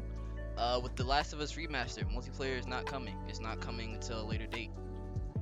So, Last of Us Remastered. so the multiplayer component. So Oh yeah. it's not coming day one. They're probably going to push that out later down the line. And Okay, then, yeah, I figured that. and here's the kicker. Guess how much they're charging? $70, right? Yes, sir. Oh man, I love gaming. Oh, isn't gaming the best? So you want me to pay? That's like me going to the store and me trying to get pants, and they cut the pants in half and tell me pay full price. We'll give you the rest later. It'll Yup. be great. We promise. Yup. I know. Thanks, gaming. Yup. I would love to go into a Foot Locker and just take the left shoe and go home and pay Yup. full price. It was just the best, man. Or You or gotta they love or they games, or they bro. give you a worn right shoe and still make you pay full price. Oh yeah, love it, guys. Yo, Nuts. gaming, great job. The gamers win once again. Nuts. Chief, you got what you got? You got anything else to add to that, man? Have you played The Last of Us at all? Nah, I haven't, bro. I haven't played the last. Great game, bro. You should play it. Both of them are good. The first one is a better story. Yep. Well, I don't know. You may think the second one is a better story, but for like the overall consensus of all gamers, the first one is a better story. The second one is a good story. People don't like the ending, but that was the only way to end the second one. My complaint Yeah. with the second one is that they should have never told that story because of the way they would have to end it, which would be like anticlimactic. So, but if you ever get a chance to play it, sit down and play it, just I think you'll have a good time. It's a really good game. Both are really good games. First one is definitely a great game though. I think did that win Game of the Year, Weezy? Yep. Cold Yeah, classic. yeah, great games, legendary. So if you ever get a chance, bro, play it. Anybody else out there, you ever get a chance, play The Last of Us. If you haven't, play both. First one first though, because you kind of understand the story more. If you Yeah. play the second one, if you play it out of order, the second one is like it's not really gonna make too much sense. They It'll be like, kind of what the tie fuck? it in. They'll tie it in, but it's not the same. Like it's not the Yeah. same. So You yeah, won't have the same attachment to the characters, and you won't really yeah, that's understand a the fact. origins. Yeah, But yeah. So, hey, if you guys are looking forward to The Last of Us remastered, let us know down in the comment section down below. And moving on to our final gaming topic of this week, EA is putting out a Black Panther game, and it will be open world. Honestly, if EA didn't put out that last Star Wars game, which was The Fallen Jedi, I would tell EA to just keep it. But since The Fallen Order was actually a great game, and if you both you guys, if you guys haven't played Star Wars The Fallen Order, it's like it's kind of like Dark Souls in a way. It's like a roguelike, but it's not as difficult. Especially once you get the combat and the move set down. But yeah. Nah, I played. That's what what's the dude? He kind that's of my guy Cal. yeah, him. Yeah, Yeah. I don't know. I wasn't really. It was cool, but I kept turning it off. They was doing too much. I'll Yeah, believe I you. turned it off. I'll believe you, bro. They was cheating too much. I had to turn it off. But I nah, this sounds good. But EA, I can't. I don't know. I gotta wait to see it because EA. If you're not a gamer, EA is like they used to be a really great company that cared about the product and the actual gamers and the game itself. Yep. Now they're just more worried about the bottom line and the money, so they take a lot of shortcuts. And Money like hungry. most of these top games, like you just heard with The Last of Us, they'll try to make you pay full price for a half game. So Yep. they like to break the game and do other stuff that mess up the game. So I'm not really too enthusiastic about it. I hope it's good. I really do, but I don't know. Like who made Guardians of the Galaxy? It wasn't EA. That's a very. I'm gonna look that up. I'm gonna look that up right now. Because whoever made that, it was okay. I don't know. Like I don't know. I'm kind of jaded when it comes to these superhero games. Because Spider-Man was good. Spider-Man is always good for me. Like first one was good. Idols, Montreal. Yeah. See, it wasn't that good to me. So I don't know. Some of What? these superhero games, Guardians of the Galaxy, you liked it. I actually never got a chance to play it. I And then did. what's that? Yo, Weezy, the Marvel one. I didn't really like that Yeah, one either. With the Marvel's girl, Avengers was trash. trash, That shit was trash. ass. Cause you wanna know why that game wasn't as good? It was because they wanted to make Marvel's Avengers a live service game, right? They didn't primarily focus on the story. They just focused on making money. Makes sense. So But yeah, so Chief, have you played any like superhero games recently, or are you looking forward to Black Panther? Nah, like I haven't played any recently. Um, I've heard so much about Spider Man, like bruh, Yeah, that OD. game is Spider amazing. Man, you gotta play That I that. game is heard I amazing, heard dude. OD about it. Like I've even watched like some of the gameplay on YouTube. Like sometimes Fire. like if I don't got the game, I'll just cause I like you Yeah, see me, I'll tune in sometimes when y'all on Twitch. Like yeah, I get the same amount of enjoyment from watching as I do from playing. yeah. Nah, I I feel it. respect that. So yeah, so I seen some of the action in the game. It looks tough, Yeah, it's but fire. that Black Panther sounds tough to me. Like I hope it's good. Yeah, Like I Yeah, really me hope too. it's Me too, bro. that sounds like that could be a real That tough. sounds crazy. yeah, That sounds crazy dope. Like you in Wakanda, that would be fire. Yeah, yeah, and like it's open open world. world. Like Yeah, nah, that's fire, bro. Yeah, That's just that, how Spider Man was. That's fire, bro. yeah, bro. I feel Walk like around with the vibranium suit. I feel like that game could be good. Only reason why I say I think it could be good, if like I'm saying, if it wasn't for that last Star Wars game, bruh, I would tell EA to just keep that shit and can it. But if it wasn't for that Star Wars game, and if Yeah, it it's wasn't for it crazy. being good, yo, I'm like, all right, EA could potentially do something. They could have something great on their hands, but it's all about the execution. If they don't execute properly, and if it's trash, oh yeah, nah. EA, they won't ever stop hearing from me. I'm gonna be honest with y'all. They won't ever stop hearing from me. But yeah, man. And then there was another superhero game. I don't know if you guys heard about the Avatar game that was supposed to be coming out from Ubisoft a while back. Yeah, I heard you talking about the blue people, right? Not Last Airbender. Hmm. Yeah, all right. Yeah, I heard about that. Yeah. Apparently That would be dope too. yeah, apparently that game is supposed to be open world, but hey man, we gonna see. And y'all already know, the more information we get about GTA, Last of Us, and Black Panther, we will be providing that information out to y'all. So Yeah. before we move on, do y'all both have anything else to add before we just keep going, man? Nah, I think we pretty trails. But with that Word. being said, to get back on track. So now let's cuz this is actually a crazy story. Like so the day that our guy almost got initiated, almost got jumped in, Nah, almost I want to know the story. almost became one with the gang. How was that? Like how did well real quick leading up to that, like what was the process leading up to even that even being an option? Like to them even saying, yo, like you can get down if you want, like one of those like So it was like I was around them so much, and I seen certain things. Not like specifically anybody getting jumped in or anything. I had never witnessed that, but I had just seen like different things. I had been around, and like I said, like I feel like I was just trying to fill that void within me with like feeling accepted, feeling I don't know, like I could belong to something. yeah, Um, it's a I fact. feel like I was trying to fill that with that, and so I kept pushing it. It's not like, and again, this is what I mean, like, and like how you said, Coop, like they're good people. Like they were literally against it the entire time. Yeah, Like literally, like, bro, literally. you're not getting down. Like we'll never let you get down. Like they literally would say that to Yeah, me. They'd be like, bro, we'll never let you get down. But me, I'm the one who kept trying to like push it, Yeah. and then hearing how to process, how you would have to go to like one of the major hoods. Gotta yeah. get beat up. You feel me? Get Nah, That put. don't even sound fun. Yeah, it like don't, bro. but I gotta walk all down this there, get beat up, and like, all this stuff, bro. Like it's like it's not that like the day was like set in stone. Like all right, you're about to join. But it was like I had come so to the end of that rope where I was like, it was made up in my mind. Like nah, yeah, this is what I want to do.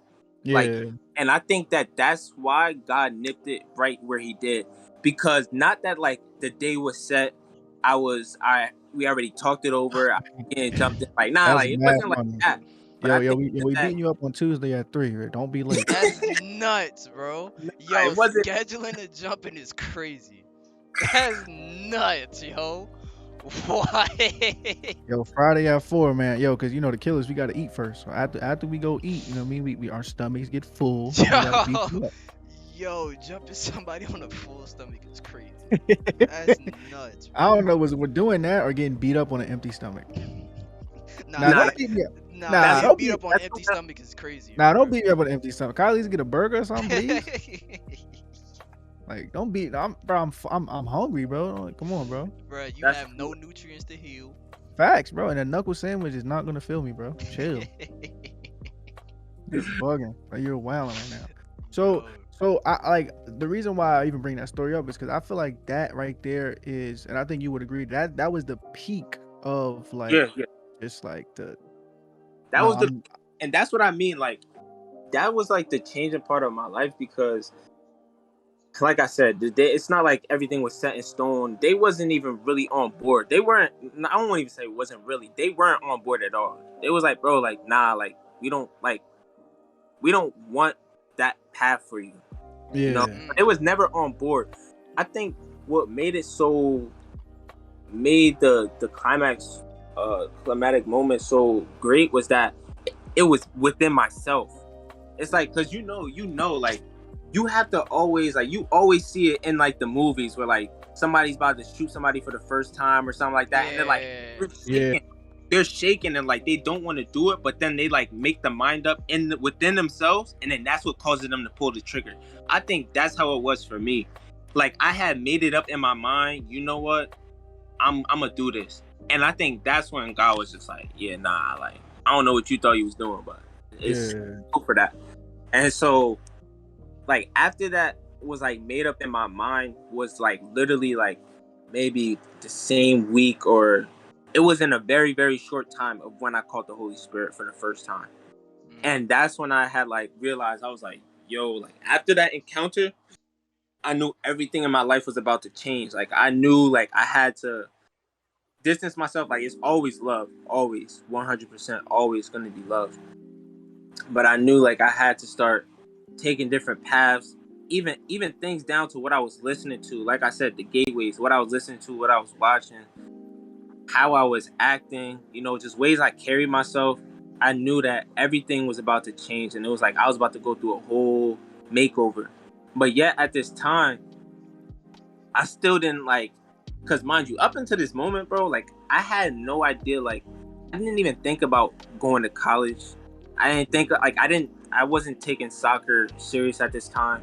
So literally, like, I had, even though I was turning away from that, I still had no idea what I would do in my life. Like, it was like, all right, God, you coming in, I'm giving my life to you, but like what's next? Like, I didn't know what was next in any aspect of my life. So it was kind of like a shaky wilderness type of period. That's dope, bro. Cause it's crazy how you said that. Cause I know like it's a lot of kids out there, bro, that are in that same position that you're in, and like how you describe, like in that moment where it's like you're right now, you're at that fork in the road where you can either go left or you could go right. There ain't no other options. You gotta either go left or go right. And right there, they're at this moment where they're trying to think like, yo, what path should I go down? And that's another reason why I wanted you on here, bro, because the fact that you even were in that situation that people can relate to, the fact that you had that choice, like not saying that you had the choice because they were trying to be like blah blah, but at the end of the day, if you really really wanted to, bro, you could have. So just the fact that you were able to recognize that within yourself, to even, because at the same time too, that like I think is dope is the fact that like God calls everyone, as you know, everybody's called, everybody is supposed to be chosen, but there are only a select few that listen to the call, you know what I'm saying, that answer the call, listen, and really take action after they get that call and receive that call. So what about that, that call really was like, nah, I'm this is over with? Like, was it something like spiritually? Was it just something that just like events happened in between that time? I'm trying to get like the proper timeline period of that. Was it just this happened, almost did it, but not almost, but like I'm in that crossroads right now where I'm trying to push it. The homies is like, nah, but I'm still like deep down want to do it.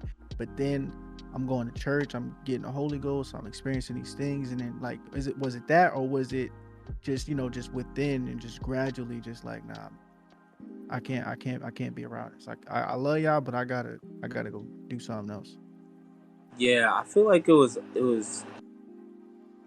like, I feel like for me, I didn't really have like the crossroad type of experience.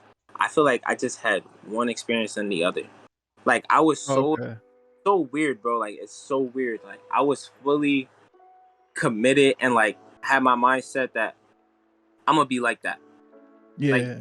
in the fact that I look back at my and look at that was like my goal out of life. It's like, bro, what is that? Yo, when you say that out Yeah. loud, but that's Like, mad like, funny. like actually like saying like, yo, like, I'm gonna just be like that. Like, what does that even mean? You Yeah, feel what I'm saying? I'm a facts, rep. bro. Like, bro, a lot of y'all is not serious. There's a lot of y'all that's out there that are going your whole life and working as hard as y'all can to rep. Bro, like y'all like that don't sound funny to y'all when y'all say it. Like when he says it, it sounds funny. That's why I always advocate that you talk to yourself out loud sometimes, because when you hear what you have to say, sometimes it's literally like it sounds way worse than when it's in your head. Because when it's in your head, like, yo, I'm gonna be like, I'm gonna be the king. They're gonna respect me on this block.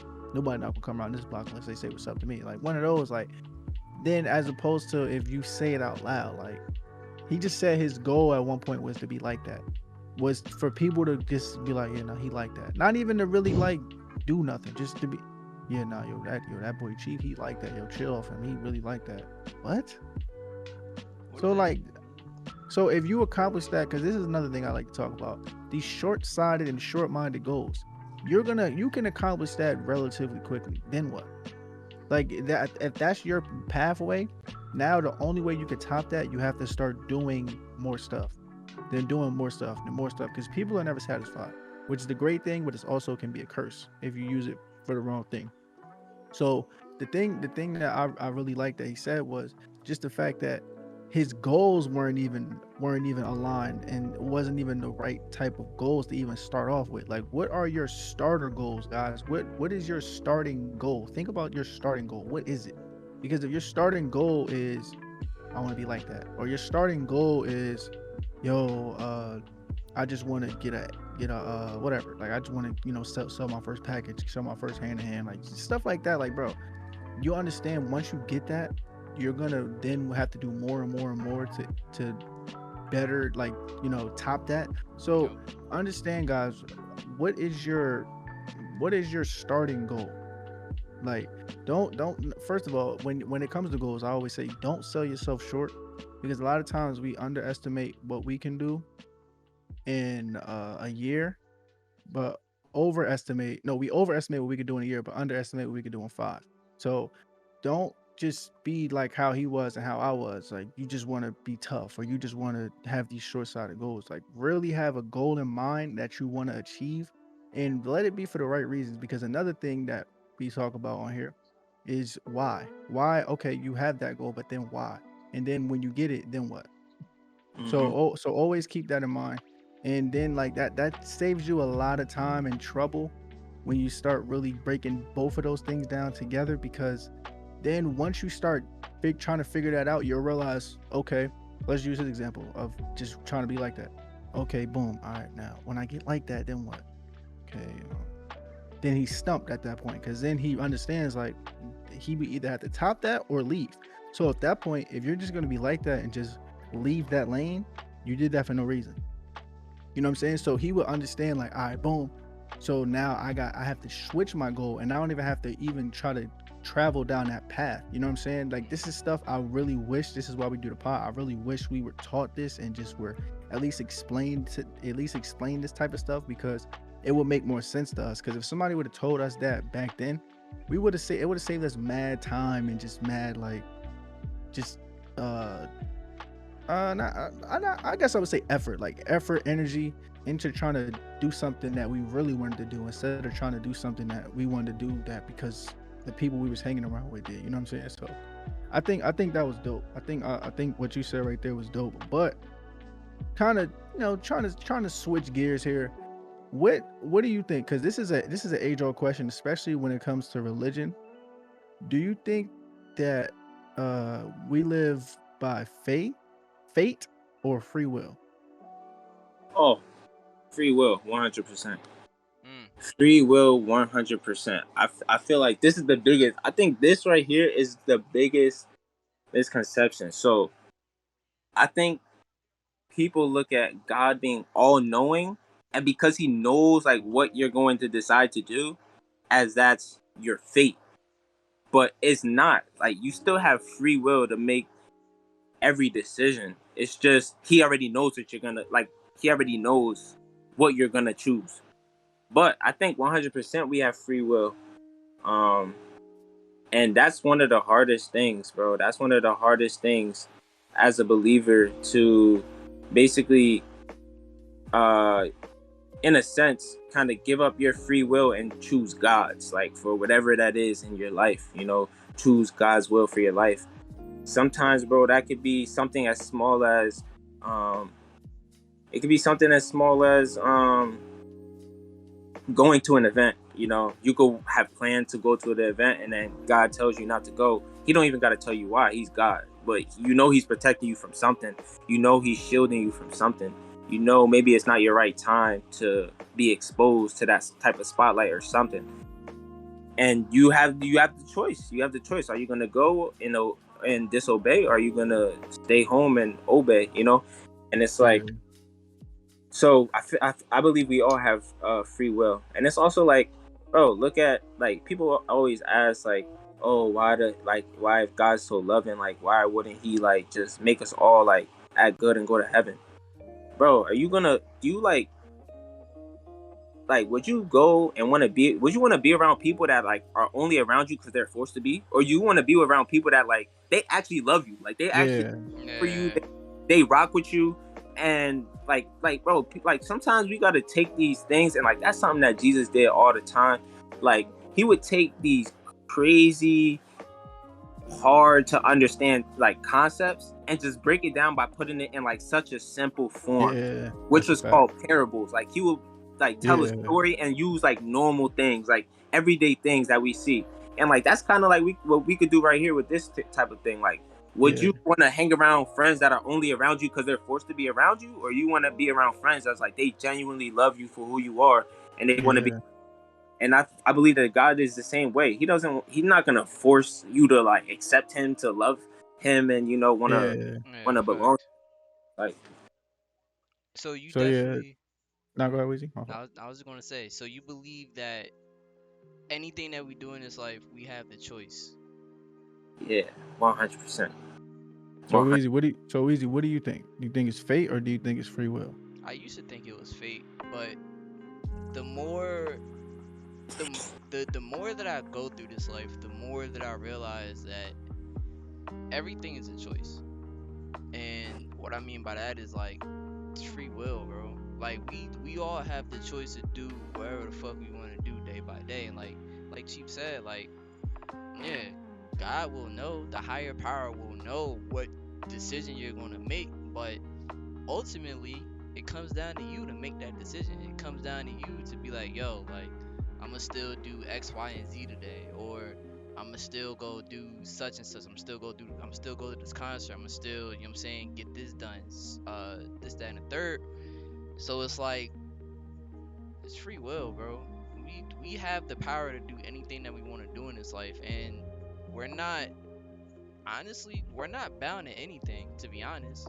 We have the power to really elevate and do the things that we want to do. It just comes down to the point where you have to make that decision for yourself and have to push that energy for yourself to where you want to achieve those things that you want to do. So it's definitely free will, bro.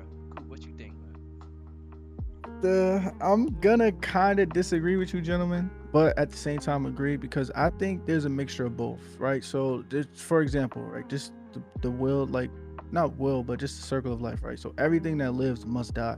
So it is our fate to die, no matter Mm, what. You can eat as healthy as you want to eat, be as healthy as you want to be. You will eventually die. Let's just, definitely. it don't matter. You will Yeah, eventually die. Yeah. But here's my thing, right? I think it's majority free will. If I want to explain it more like in chapters, like if you read a book, right? So there's specific chapters. I think within those chapters, you physically write those. That is your free will. You're physically writing those chapters by the actions you take, by decisions that you make. But there's chapters and there's things that keep you on the right path that was set out for you. Now, some people will try to go around those and do whatever they can to best get away from that, but eventually you have to go on to the next chapter by some way, and most of the time it's God giving you a nudge in a certain direction. I like to look at it like bowling, like when you have the bumpers. No Oh matter yeah. how hard you try to throw the ball into the gutter, if the bumpers is up, you're not throwing it into the gutter. It's Yeah. impossible unless you literally physically just walk over to the gutter and put it in the gutter, you know what I'm saying? Yeah. That's But facts. as long as it's on the lane, it's gonna stay on the lane until it gets to where it needs to get to. So I feel like kind of how Chief said, like if it was all free will, I feel like he would probably be down right now. I would probably be doing some other BS stuff. But at the same time, God intervenes when it's time to intervene. But until then, he is hands off. That's my belief. I feel like he's hands off until he needs to be. Like, all right, he's still tripping. He's still enjoying the game. I gave him all the signs to get out. All right, come on, we got to get in. All right, boom, boom. Like, so I think it's one of them situations. I think it's free will, but the free will is the in between the chapters. Like, but I think the actual chapters itself, I think God has already set out your chapters already. So He knows what you're going to do and knows where you need to be. So He gives you those nudges in those situations, like how you said. Because I was like that too. I was a thief. I was a crazy thief at one point. My junior year of high school, no, summer going into senior, I was a thief. I stole anything that wasn't nailed down was coming with me. I was a thief, crazy, right? So So kept getting 5-figure discounts. yeah, right. So what happened eventually? I know this was God. Because I used to steal mad football stuff, crazy football stuff, right? So what happened was we came from a scrimmage. This is a home game too. I come in the locker room. Hey, where my cleats at? The cleats that my sisters bought. I didn't steal those cleats. Did I steal the other ones? No, I didn't. No, I did steal the other ones. Matter of fact, I Oh, I did steal the remember other you ones. telling a story. Yeah, yeah. But so the ones that my sisters bought got stolen. And then other stuff got stolen from my locker and like a couple other people's locker. Nobody else stuff got touched. But my stuff got touched. Like my gloves, my cleats, like they went crazy. Like they was having a field day in my, they're like, oh, this must be Dick's Sporting Goods in here. They start going crazy on my stuff, right? So I'm like, I'm mad at the moment, but looking back, I'm like, yo, that's crazy. I was stealing and then my stuff got stolen. So now I know how it feels to steal. So I told God in that moment, God, I'm never stealing again. I'm never stealing again. No, that was a lie, right? So we get into senior year, right? I go into the cafeteria. My junior year, I ain't gonna lie, cannon. Yo, go get the cheeseburger. Instead of going into the line to pay, just walk right out. Did I have the money for it? Absolutely. Did I want to pay for it? No. So I just walked out like a goofball. Like it was cornball stuff, but I was a goofy, right? So I walked out, boom. Yo, this after I told God, like, I'm not stealing no more. I'm like, yo, for some reason, I'm like, I have to walk out with it. I'm not paying for this, man. They got me messed up. They bugging. So I walk out. Who dumbass get caught? Me. I'm like, nope, I learned my lesson. I'm done for real. After that, I never stole nothing. Like nothing. I don't even think I stole anything by accident. Like what? If I even think I stole something, I'm paying for it. You know what I'm saying? So like that really, so I just feel like those instances are the fate aspect. Like, no, you like this has to be done because he's doing too much. Same way as like, I feel like certain professions, like the guys like, let's say Cristiano Ronaldo or LeBron James, I think their fate was to do that. Now, did they have free will in between? Absolutely. But I also feel like there's fate tied in with our free will, being that our beliefs and the things that we're taught, the things that we learn, come directly from God Himself. So the fact that our free will, like you said, can be executed kind of like without His help, because it's like we were already programmed to do certain things and have certain beliefs and to get us to where we need to be. It's kind of like how people ask the question, like, how could Judas kill Jesus? You know what I'm saying?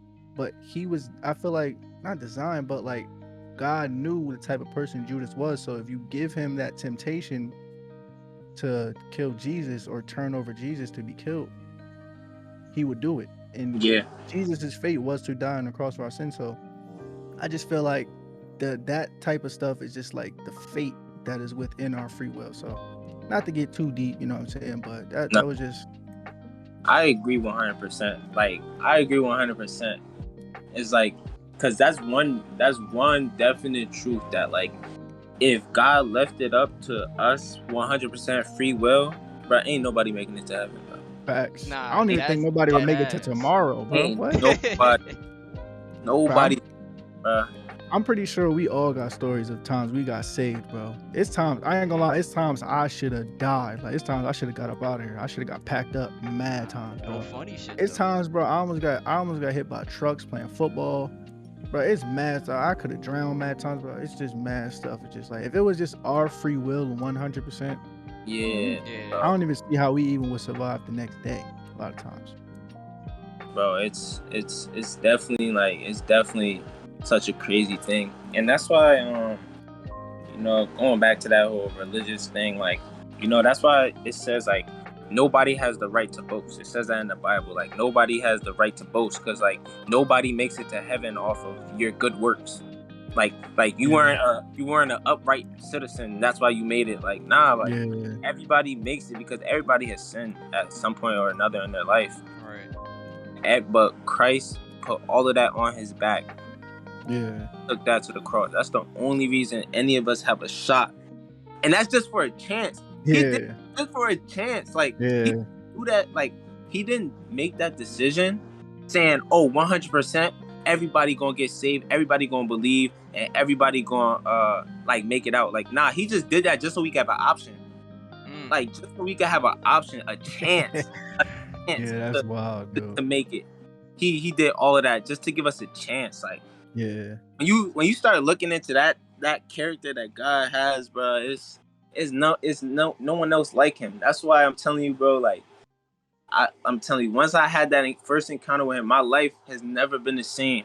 Yeah. And even through my lowest moments, because that's another thing, bro. It's not like you give your life to Christ, bro. Everything's sunshine and rainbows. You ain't never gonna feel no hurt. You ain't never gonna go through no struggles. Like, That's a fact. that's not how it He is. definitely Like, gonna test you, dude. yeah, in fact, Jesus promises troubles, bro. He promises trials, but he says that he overcame the world. And because he did, bro, he'll help us overcome everything that comes our way. He's with us That's a through fact. each and every trial. So it's like, yeah, I've encountered so much like resistance, and I know it's because of what God has placed inside of me. And it's like, the enemy, he's gonna try and keep you low. All of us, bro. Facts. All That's of us. a God fact. God has placed something great in each and every one of us, bro. But it's like, the enemy, society, people around us. It could be your own family, people trying to talk down to you, trying to keep you where you were, keep you confined to the box that they've placed you in. But in reality, bro, with God, he has something so great for you. Your mind has never even imagined it. He's just waiting on you to have the faith and believe in him and trust him enough to follow him, and he'll take you to where he has planned for you. But it's a walk, bro. It's a walk. Yeah. It's a walk that it's uneasy at times, bro. Because it's like, even for me right now at this time, like, bro, I know 100% without a doubt I'm going to the league, and that's not saying it out of any type of cockiness or any type of, bro. Oh yeah, you gotta talk that talk, bro. I ain't make varsity till I was a senior, bro. I got cut 3 years in a row, bro. I barely played at college. Like, bro, like, I've gone through so many wildernesses, so many tough times, bro. But it's like, all this stuff is preparing me to become the man God's created me to be. And it's like, he's teaching me so many life lessons through it all. And it's like, I know that I'm going to succeed because of him, not because of myself, but because of him. It's like, when you let him lead, though you go through so much, it's like he's still gonna make sure everything he speaks over your life comes to pass.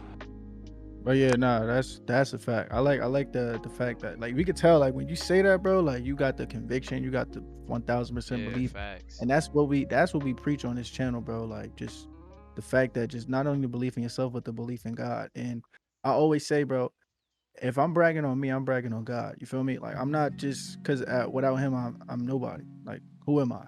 As I always say. So it's like, I don't even want nobody to even be like, oh, I'm not trying to be cocky. I'm not trying. Nah, you be cocky, be confident in God. You know what I'm saying? Don't be, because at the end of the day, I think a lot of times we say that, because I catch myself saying that too, but I think it's to make other people feel like better. Like, oh, he's not cocky, he's not bashful. But it's not like I'm bragging on me. I'm bragging on God. Yeah. You know what I'm saying? So it's not like I'm just so great and so mighty. No, he is. But I'm just a vessel in which he's using. So of course I'm gonna brag on him. Are you dumb? Of course. Like, what's up? Yo, preach, bro. You preach. You know what I'm saying? Like, talk so your shit, man. Nah, so it's just like, because I had to say that, because we all get to that level, like, especially when we know people are watching. And I'm not trying to be cocky, and I'm just saying, like, no, bro, you are, bro, but you're trying to be cocky, you're trying to be confident for God, bro, not for yourself. Because at the end of the day, like I said, we're all just vessels that he's using for whatever reason that is. We don't really know. We can try to find an idea when we search within and ask him and build a relationship with him, but other than that, we still not going to know 1000% what it is. So yeah, no, so yeah, you definitely bragging on God, bro, for sure. It's just for His glory. Like that's That's what I'm something that's saying, so, bro. it's Been something saying that's that. so beautiful. Like because like for me, for example, right? Like when I do make it to that stage, when I do get there, when I do get to the highest part of the mountain that He has for me in my career, bro, I'm never gonna be able to stand up, puff my chest out, be like, yeah, look what I did. All those people who was sleeping on me, like, bro, no, like I can't ever do that because I'm gonna know within myself, 100%, 1,000%, that I did not get here on my own, bro. Like, Facts. there's Yeah. no shot. And I think that's why that's something that's so beautiful about God, bro. Like he literally takes like some of the things. It says in the Bible that He uses the foolish things to confound the wise. So like He'll use something so like just out of this world. You would think like, oh nah, like He'll take a person who like came out of the trenches, been through all this crazy stuff, and like we can use Paul as an example.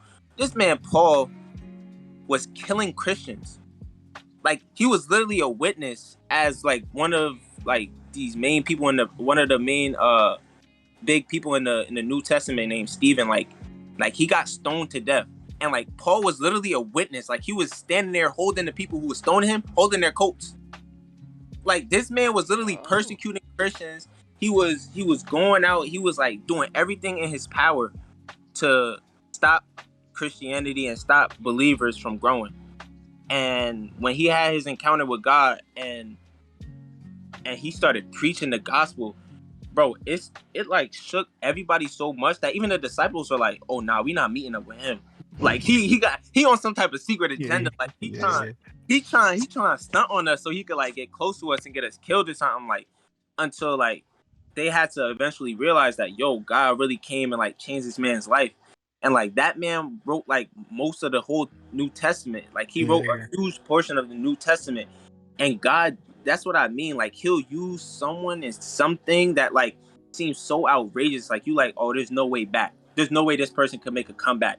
And I feel like that's what He has done with me. Like if you were to like look at MP by the time like of like my junior year, like I was probably like the last person like anybody would think could like ever have a career in soccer. Not even have a career, like just get good. You get what I'm saying? Yeah. Yeah. Because like I was just so down, bro. But like I just thank God because once He placed like that passion within me, bro, like that's another thing. Like He gives you the tools you need as well. So like one of the things that after He like gave me this dream, He also gave me like a work ethic to like go along with it, And like looking back, I could see that He was little by little developing that, but like I wasn't even like conscious of it. Like He's just always preparing you in little ways. So like can't ever like downplay any season of our lives because it's all a part of the journey. It's all a part of the process. Like even in your lowest of lows, like you're learning something. You're learning. Yeah. That's a fact. Nah, that's real stuff, and I do like that example because there is lots of times that like even in the Bible, like Jesus, like with Lazarus, for example, like He rose Lazarus on the third day. After it is said during that time that after the third day, the soul is said to have left the body and there's no coming back. So because of that was the belief, He rose Lazarus on the third day where it was supposed to be no turning back. For that reason, like that's why He heals the blind, or what I'm saying, things like that, or people that are uncurable, or like you said, turn people's life around who's really nobody would have even expected that, because it's all for, like you said, His glory. He has to sometimes He gotta prove it, like not he shouldn't have to, but for a lot of times He just proves it to you, like bro, Just like what. Him. It's And just then Him. that's what I'm saying. Then like it's still like people out there like, bro, what more do you need this man to do? Like, what more do you need him to do? Like, you know what I'm saying? So, but now I definitely have not only all the faith in you, but all the faith in God that that's definitely gonna come true, bro. So I can't Facts. wait to see that journey, bro. I can't wait to see you on top, dude. Like, uh, how long we pause? Whoa, how many minutes are we? Whoa, that was crazy. My fault. I ain't mean to ask you that. That was crazy. one, Yo, one, pause on that, yo. hour How 48, long man. are we? What? An hour 48? Hour Jeez. 48, All right. man. Yo, honestly, bro, we got to get you on for a part two, bro. This was dope. But Nah, before that's we a Fendi. even do that, man, let's to wrap this up, man. What are you like? What's up with you now, man? What are you into? Like, what Facts. you Let the got people going know, on? man. You got So going on, bro? now, Right now, man, like I said, on this pro journey, taking it day by day. So obviously, right now I'm training, doing everything I can to get better, taking it day by day, like I said. Got a little job on the side because real world is here. Yeah, That that's a John fact. came, Yeah. that John came knocking, so it's Oh not yeah, like that's a fact. That's a fact. it's not like I could just train all day. So just training around my work schedule, bro. Serving at my church, Hope Worship Center, in Aberdeen, New Jersey. So just serving at my church, trying to continue to develop my relationship with God, continue to serve Him. Like I said, just going strong with my girl. I've like every couple, you have your ups, your downs, your highs, your lows, but you know, we're working, bro. We're That's a working. fact. I'm working on myself. Just taking time, like how we talked about going into my trauma, past hurt, stuff like that. Looking Yeah, where I built some of my bad habits and trying to like actually like address it and change it.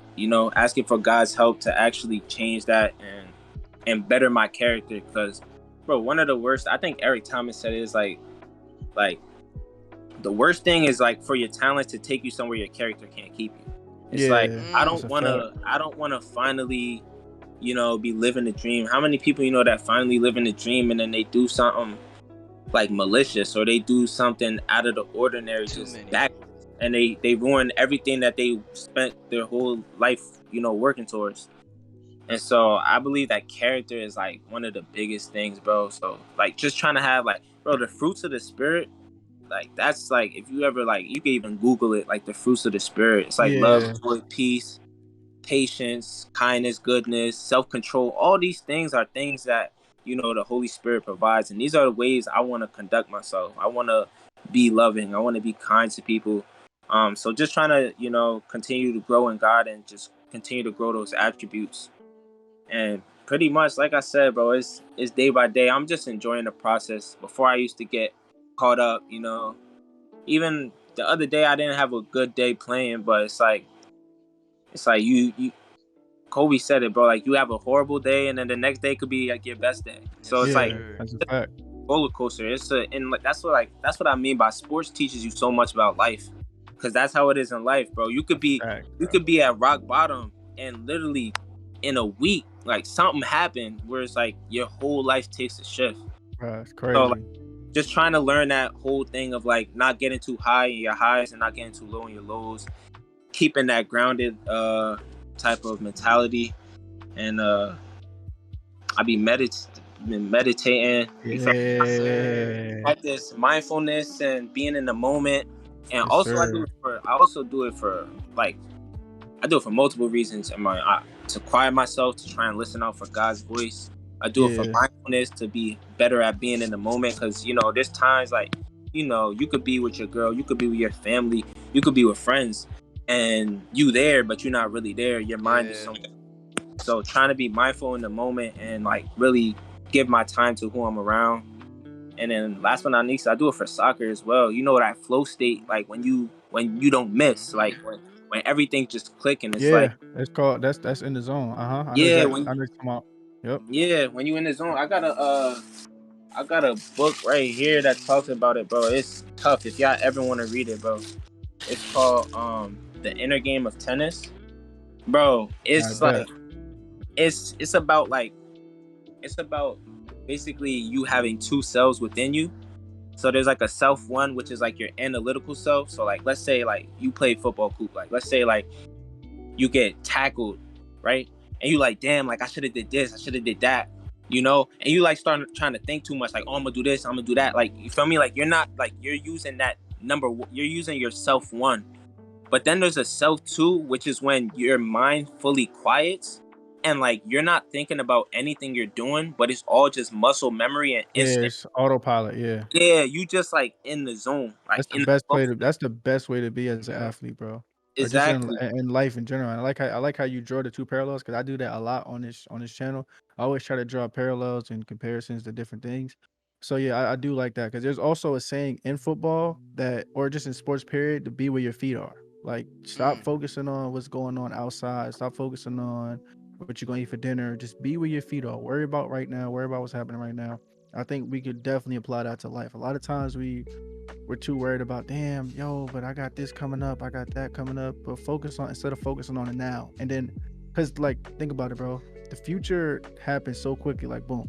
The past was already a second ago. We can't get that second back. You know what I'm saying? So we gotta always be where our feet are, always be in the moment, because at the end of the day, the moments pass like that. Look, another second just passed. So already we just keep going into the future and not really focusing on the present. So like while you're worried about the future, you have time passing you by, literally, that you will never be able to get back.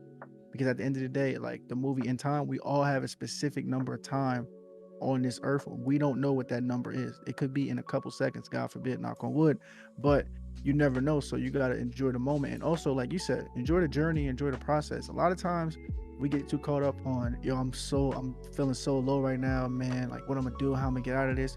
And then when we get to the high peak, we're like, yo, nobody can stop me. I'm so high right now, blah, blah, blah, whatever. As opposed to just enjoying the journey, because just like in sports, you could be the man tomorrow and get your spot taken the next day. You know what I'm saying? So, or you could not be the man and then take somebody else's spot. Though it's always that way. So always just cherish each moment, whether it's low, whether it's high, whether it's peaking, like increasing, or whether it's declining, whatever it is, just always appreciate that. And kind of like the process, like Chief was saying, I always equate it to this, bro. It'll be like your girl getting pregnant, right? And knowing that it's a 9-month period, in month one you're already rushing her. Like, bro, come on, you take it mad long, have the baby already. What are you doing? Like, you taking too long. Like, that's what a lot of us do when it comes to like our goals and our dreams. Like, stop trying to rush the baby. It takes 9 months. There's an incubation process. There's an incubation process on your dreams, on your goals, on everything. Same thing with food. Like, you're not gonna just rush. Oh damn, yo, turkey wings. Why y'all not cooking, bro? Come on, I already put y'all in like a second ago. I'm hungry right now. What are y'all doing? You know what I'm saying? So it's like, it's the incubation process. You have to understand. You have to take yourself out of what you want, what you need sometimes, and just focus on the moment and just appreciate the moment.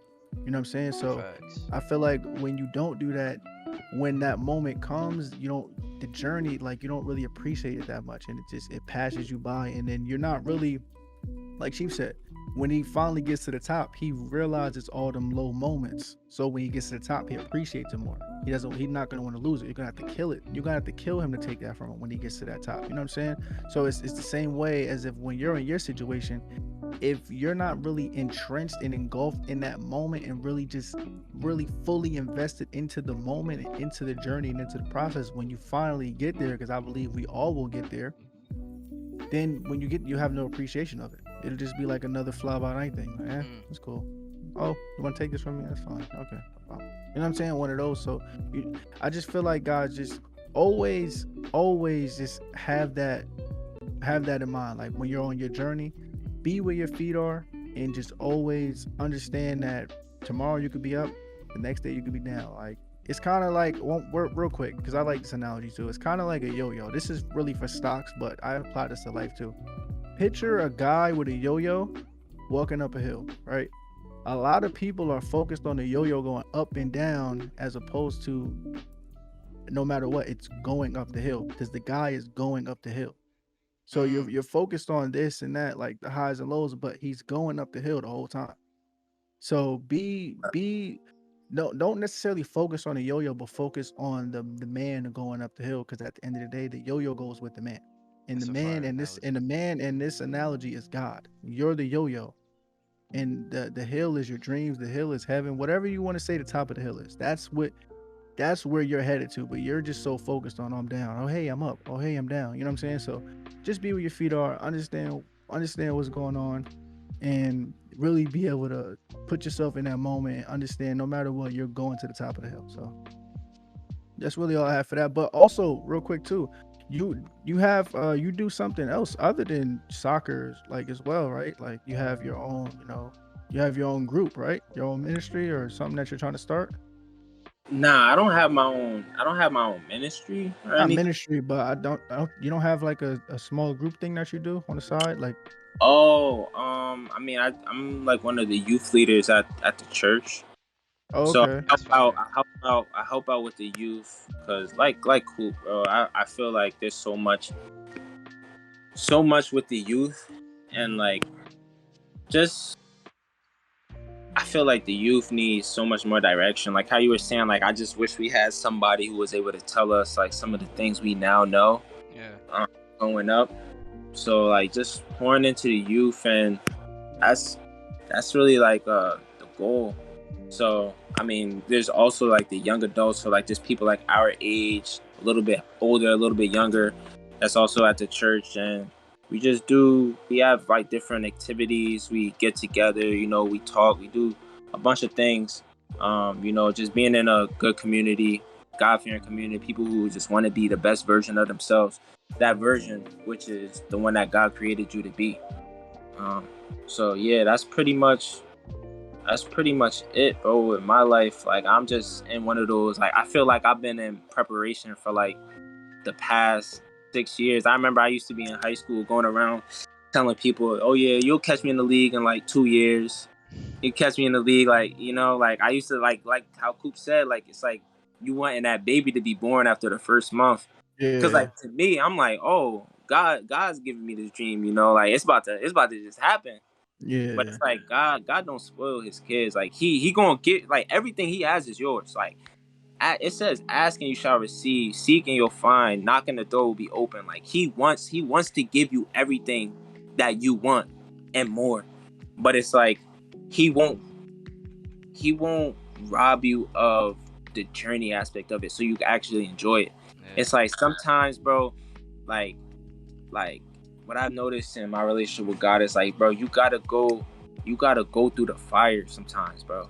And you yeah, gotta go through the fire, but you focusing on like I'm getting burned, but like in reality, you're not realizing that when you come out, bro, like the reason why gold goes through the fire is so that the impurities could be burned off, so that yeah. when it comes out, it's pure gold. It Yes, don't got sir. all those impurities on it. You feel me? God is trying to, as he takes us through life, he doesn't want, like how I said, I don't want to get to where I'm going and then still have the same hurt, trauma, same Yeah, bad attributes, bad habits that I have now, or even that I had in the past when I'm there. Nah, I accept it. I accept the process. And yeah, although it's uncomfortable, because it really very much is, although it's uncomfortable, I know that God has my best interests at heart. So it's like you go through the fire sometimes. You go through, he talks about pruning he talks about pruning a vine, and how it basically it makes it bear more fruit. Or Eric Thomas said this, like all women talk about like growing their hair out long, but it's like you got to cut your hair for it to grow. It's like some things that are like backwards to us. Like you think, oh nah, like why would I ever cut my hair if I wanted to grow? But nah, you need to cut it off the dead end so that it can grow yeah, Yep. healthy. That's what God is doing to us. It's like he's cutting off the parts of us that are dead, the parts of us that aren't bearing fruit, the parts of us that aren't good. And it's like those parts got to be cut off so that we can fully grow and develop into who he's created us to be. yeah. Nah, that right there is a fact. I like what you said too, because I heard this saying too a while back. It was like sometimes God will punish you by giving you everything you want, just to show you, like, bro, now look, you got it, and you're still empty inside. You're still dead inside. We see a lot of Yeah. time with celebrities. They Wow. get all this Yeah. money, Yeah. they get all this fame, and they're still dead inside. Why? Because number one, they never had a relationship with him, and number two, they still have what Chief was saying. They still have those impurities and those things within them that is like they're not even happy with themselves. So, okay, you want this? All right, bet. I'll give it to you. And then now it's a punishment you make, because a lot of people may be like, well, how's that a punishment? You got what you wanted. Yeah, but it's a punishment because you have what you want. I feel like it's no worse feeling than to have everything you wanted and to still be miserable. Mm. Everything you ever asked for in life, you have it. You can whatever you want, it's there, and you're still miserable inside. Nope, you're not at peace at all. You're dead inside, everything.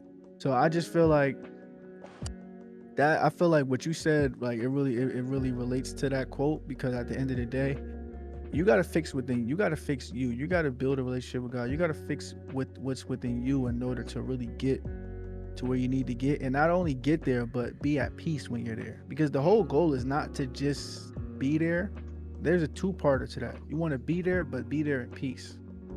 You never want to go somewhere not in peace, not peacefully, because at the end of the day, you could get what you want, but if you're not at peace, is that what you want? No. So listen, man. I really like that you said that, but also because damn, it's about to be 7 o'clock. So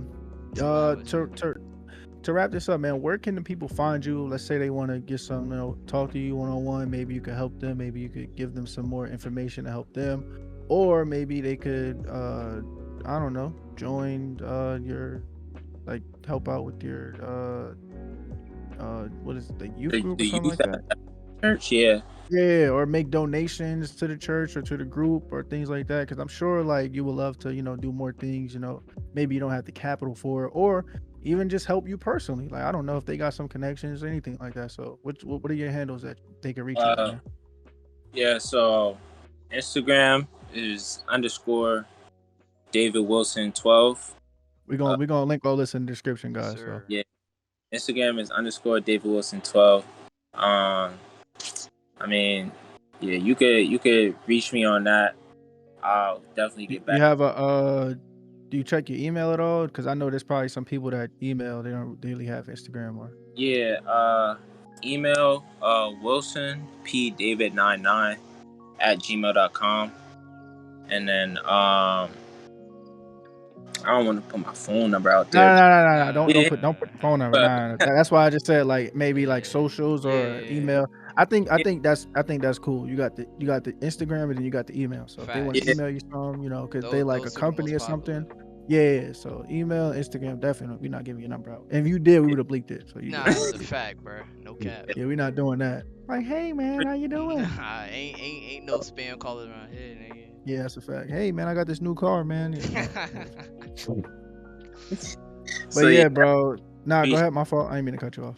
That's where I could be reached. I want to shout out my home church right now, Hope Worship Center. It's in Aberdeen /Madawan/Home. It's like in that whole area. Send me like all that information. Send me all that, because we're gonna put in the links. We're gonna put in the description and stuff like that. So we have Sunday service at 10 a.m. Prayer starts 9:30, but Sunday service at 10 a.m. We get out like 11:15, 11:30, so it's not long. But yeah, and then I just want to like encourage everybody, just to know that, no matter what you're going through in life, no matter where you find your feet, as we say, be where your feet are. No matter where your feet currently are, you can be on your highest mountain, on your lowest valley. There's a God out there who wants a relationship with you and who loves you and has great, phenomenal plans for you and sees so much in you. No matter what you think you see in yourself, he sees it all, and he still loves us, bro. And he knows, basically, he knows where he wants to take us and what he'll do with us. And we all have a purpose to do. So follow that. Just follow that. Follow your dreams. Most importantly, just follow God. Seek after his face. Like he said, seek and you'll find. You'll find him if just put the time in. Just ask him to reveal himself to you. And I promise you he will. And that right there is the best advice I could give anybody, bro.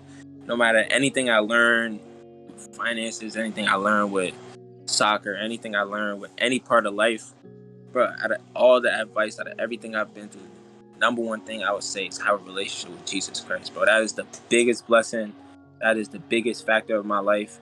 And that's the thing that took me from where I was to where I am today, and it's taken me to the promised land of where I'm going. So it's like, just that relationship alone will change your life for the better. You'll see everything around you change. Don't think, it's not like it's going to happen overnight. It may not happen overnight. It may happen overnight. Who knows? It's God's timing with everything. But one thing's for sure is that, it'll be the best decision of your life. I could promise that. So that's just what I wanted to say. Chase your dreams, love your family, heal from everything you've been through so you don't have to place that on other people. Get help if you need. That's another thing we put down. We put down therapy in the black community. We put down You know, speaking about your feelings and expressing yourself. The only way you can express yourself is through anger. Bro, we gotta Yeah. leave all those. We gotta leave all those cage mentalities, all those things in our past, bro. We gotta move on. We gotta move forward and press towards being the person that we've been created to be. That's Yeah, it. nah, that's a fact, man. We are the Hollow Bros, and we definitely prove that message for sure. Facts Definitely only. improve that message, no doubt. But yeah, so just I mean, just like he said, man, go out, chase your dreams, and whoever needs to hear this, man, you can do it. Sis, you can do it. Just go out there and be the GOAT that God created you to be in all his glory. So with that being said, man, it's been your boy Coop, man. Got my guy Chief here, my guy Weezy here. We Yes, sir. appreciate everybody, man, for tuning in. This was another long episode for you guys. We really hope you enjoyed it. A lot of insight, a lot of gems, man. We just gonna keep this thing rolling. We gotta bring our guy back for part two. It's inevitable. Facts. This was too legendary. Gotta bring him back Facts. again. Really dope.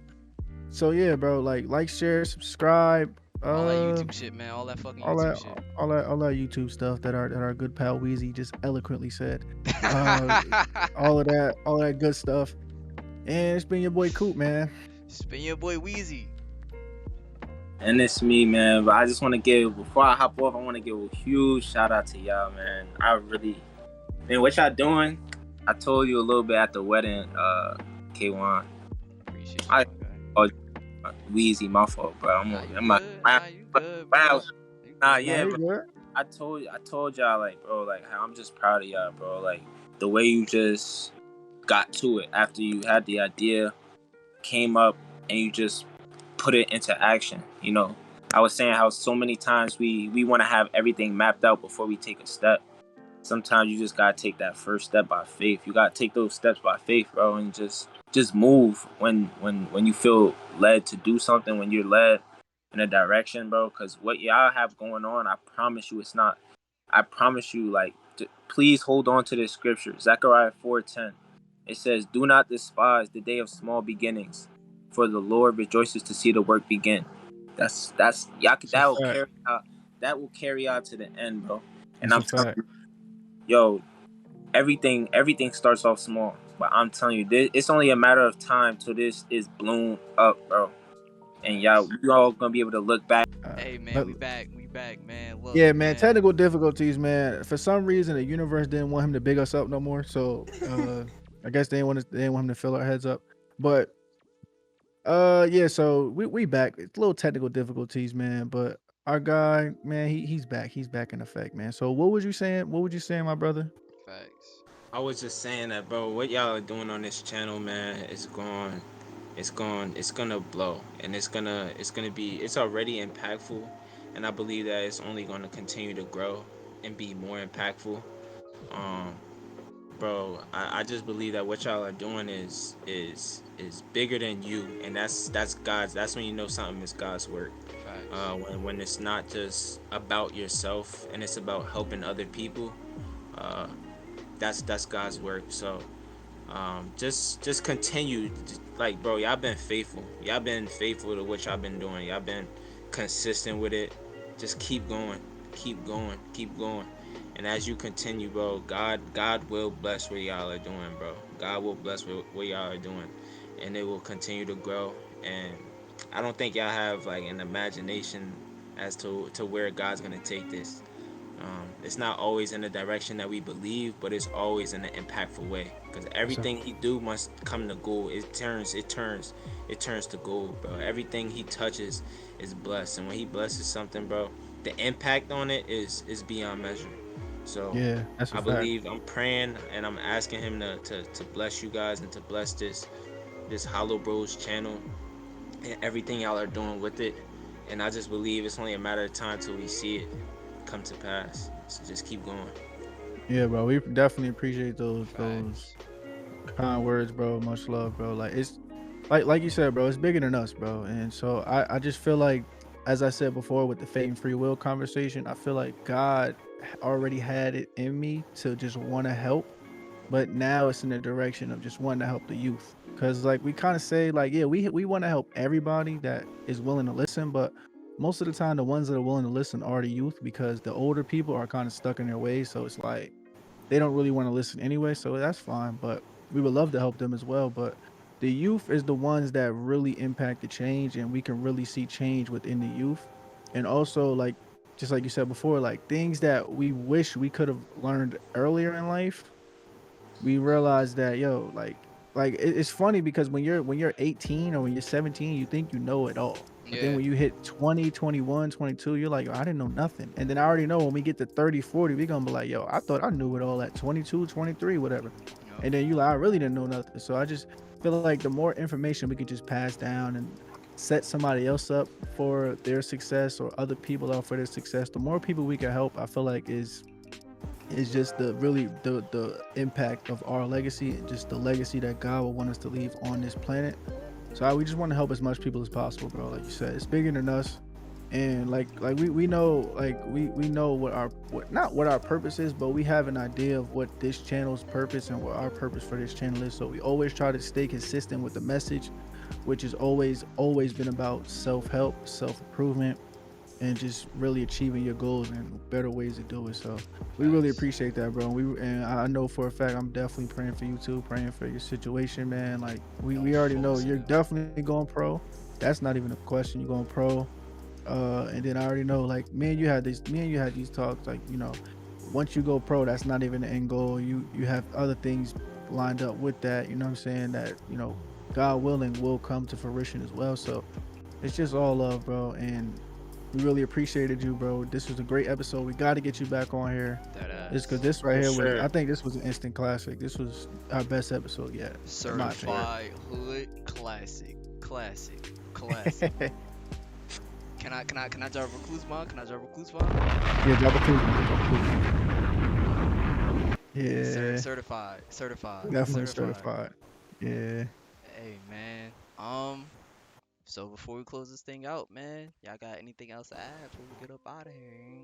I know it's a ghetto outro, but hey, you know, Hey man, it's cool, bro. They like I said, the universe, man. Somebody just didn't want us to be good, man. They didn't want us to be great, man. They heard them big in the cell. They like, nah, they heads gonna get too big, man. Let's get rid of them. They ain't want you to get that word, bro. Yeah, They ain't want you to yeah, get yeah, that fact. word. Nah, yeah. that's a fact. Oh, he's saying too much. Pack him out. Yeah, pack him out. That word out, bro. Yeah, get him out of here. That's Pack him out. nuts, bro. That's nuts, man. But hey, like every week, bruh, we say this every week. We'd like to thank y'all for coming out, tuning in with us. It's been episode 25 of the HoloBros, and we'd like to thank Chief once again for joining us on this week's episode of the HoloBros podcast. This is Episode 25. yes, sir. Talk to me. Yes, sir. Instant classic for real. Definitely And instant classic. yeah, man. Sure. Hope you guys have enjoy the rest of your Saturday. We'll be back again next week, episode 26. We not gonna miss a week, man. Y'all know the vibes, man. Stop playing. Y'all know the vibes. We not gonna miss a week. Y'all hear 'em? We here. We about to just keep going crazy, man. Can you, yo, bro? 25 weeks, bro. Crazy. Yeah, that's nuts. How many weeks in a year? Like 52, 53? 52. Bro, Yeah, that's y'all, crazy, bro. bro. It's Almost crazy, dude. halfway, boy. Almost, bro. It's crazy, Yo. man. Next, I think, 30. No, won't be the halfway mark. It won't be next week's episode. No, I think. Hold up, bro. I ain't gonna lie, bro. I was good at math, Yeah, but not It'll mental be math. next week. It'll be next week. If it's 52 weeks in a year, then 26. Yeah, it's next week. Next Yeah, week will be 26 the halfway mark. next week, Oh, let's man. go.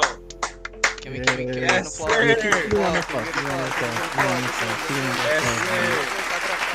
Crazy, bro. So, but yeah, man. So I all credit to God always. Definitely all credit to God because honestly, bro, if this was anything else like a regular podcast, like, hey man, can you believe what Kim K did last week? I wouldn't even Man, I don't even think I would have made it to week 5. I don't care about nah, none of that. that's So a it's, fact.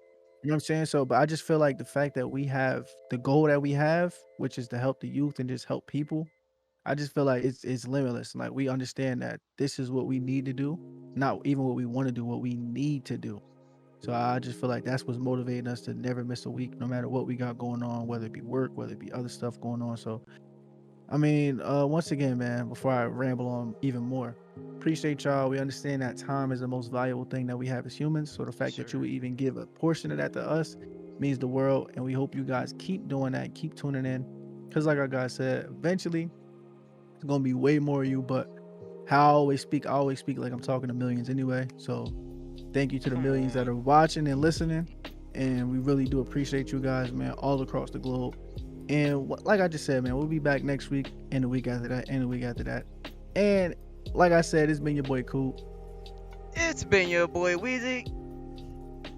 And it's your boy David Wilson, man. Tune in. Stay Yes. tuned. Man, this podcast to the top, man.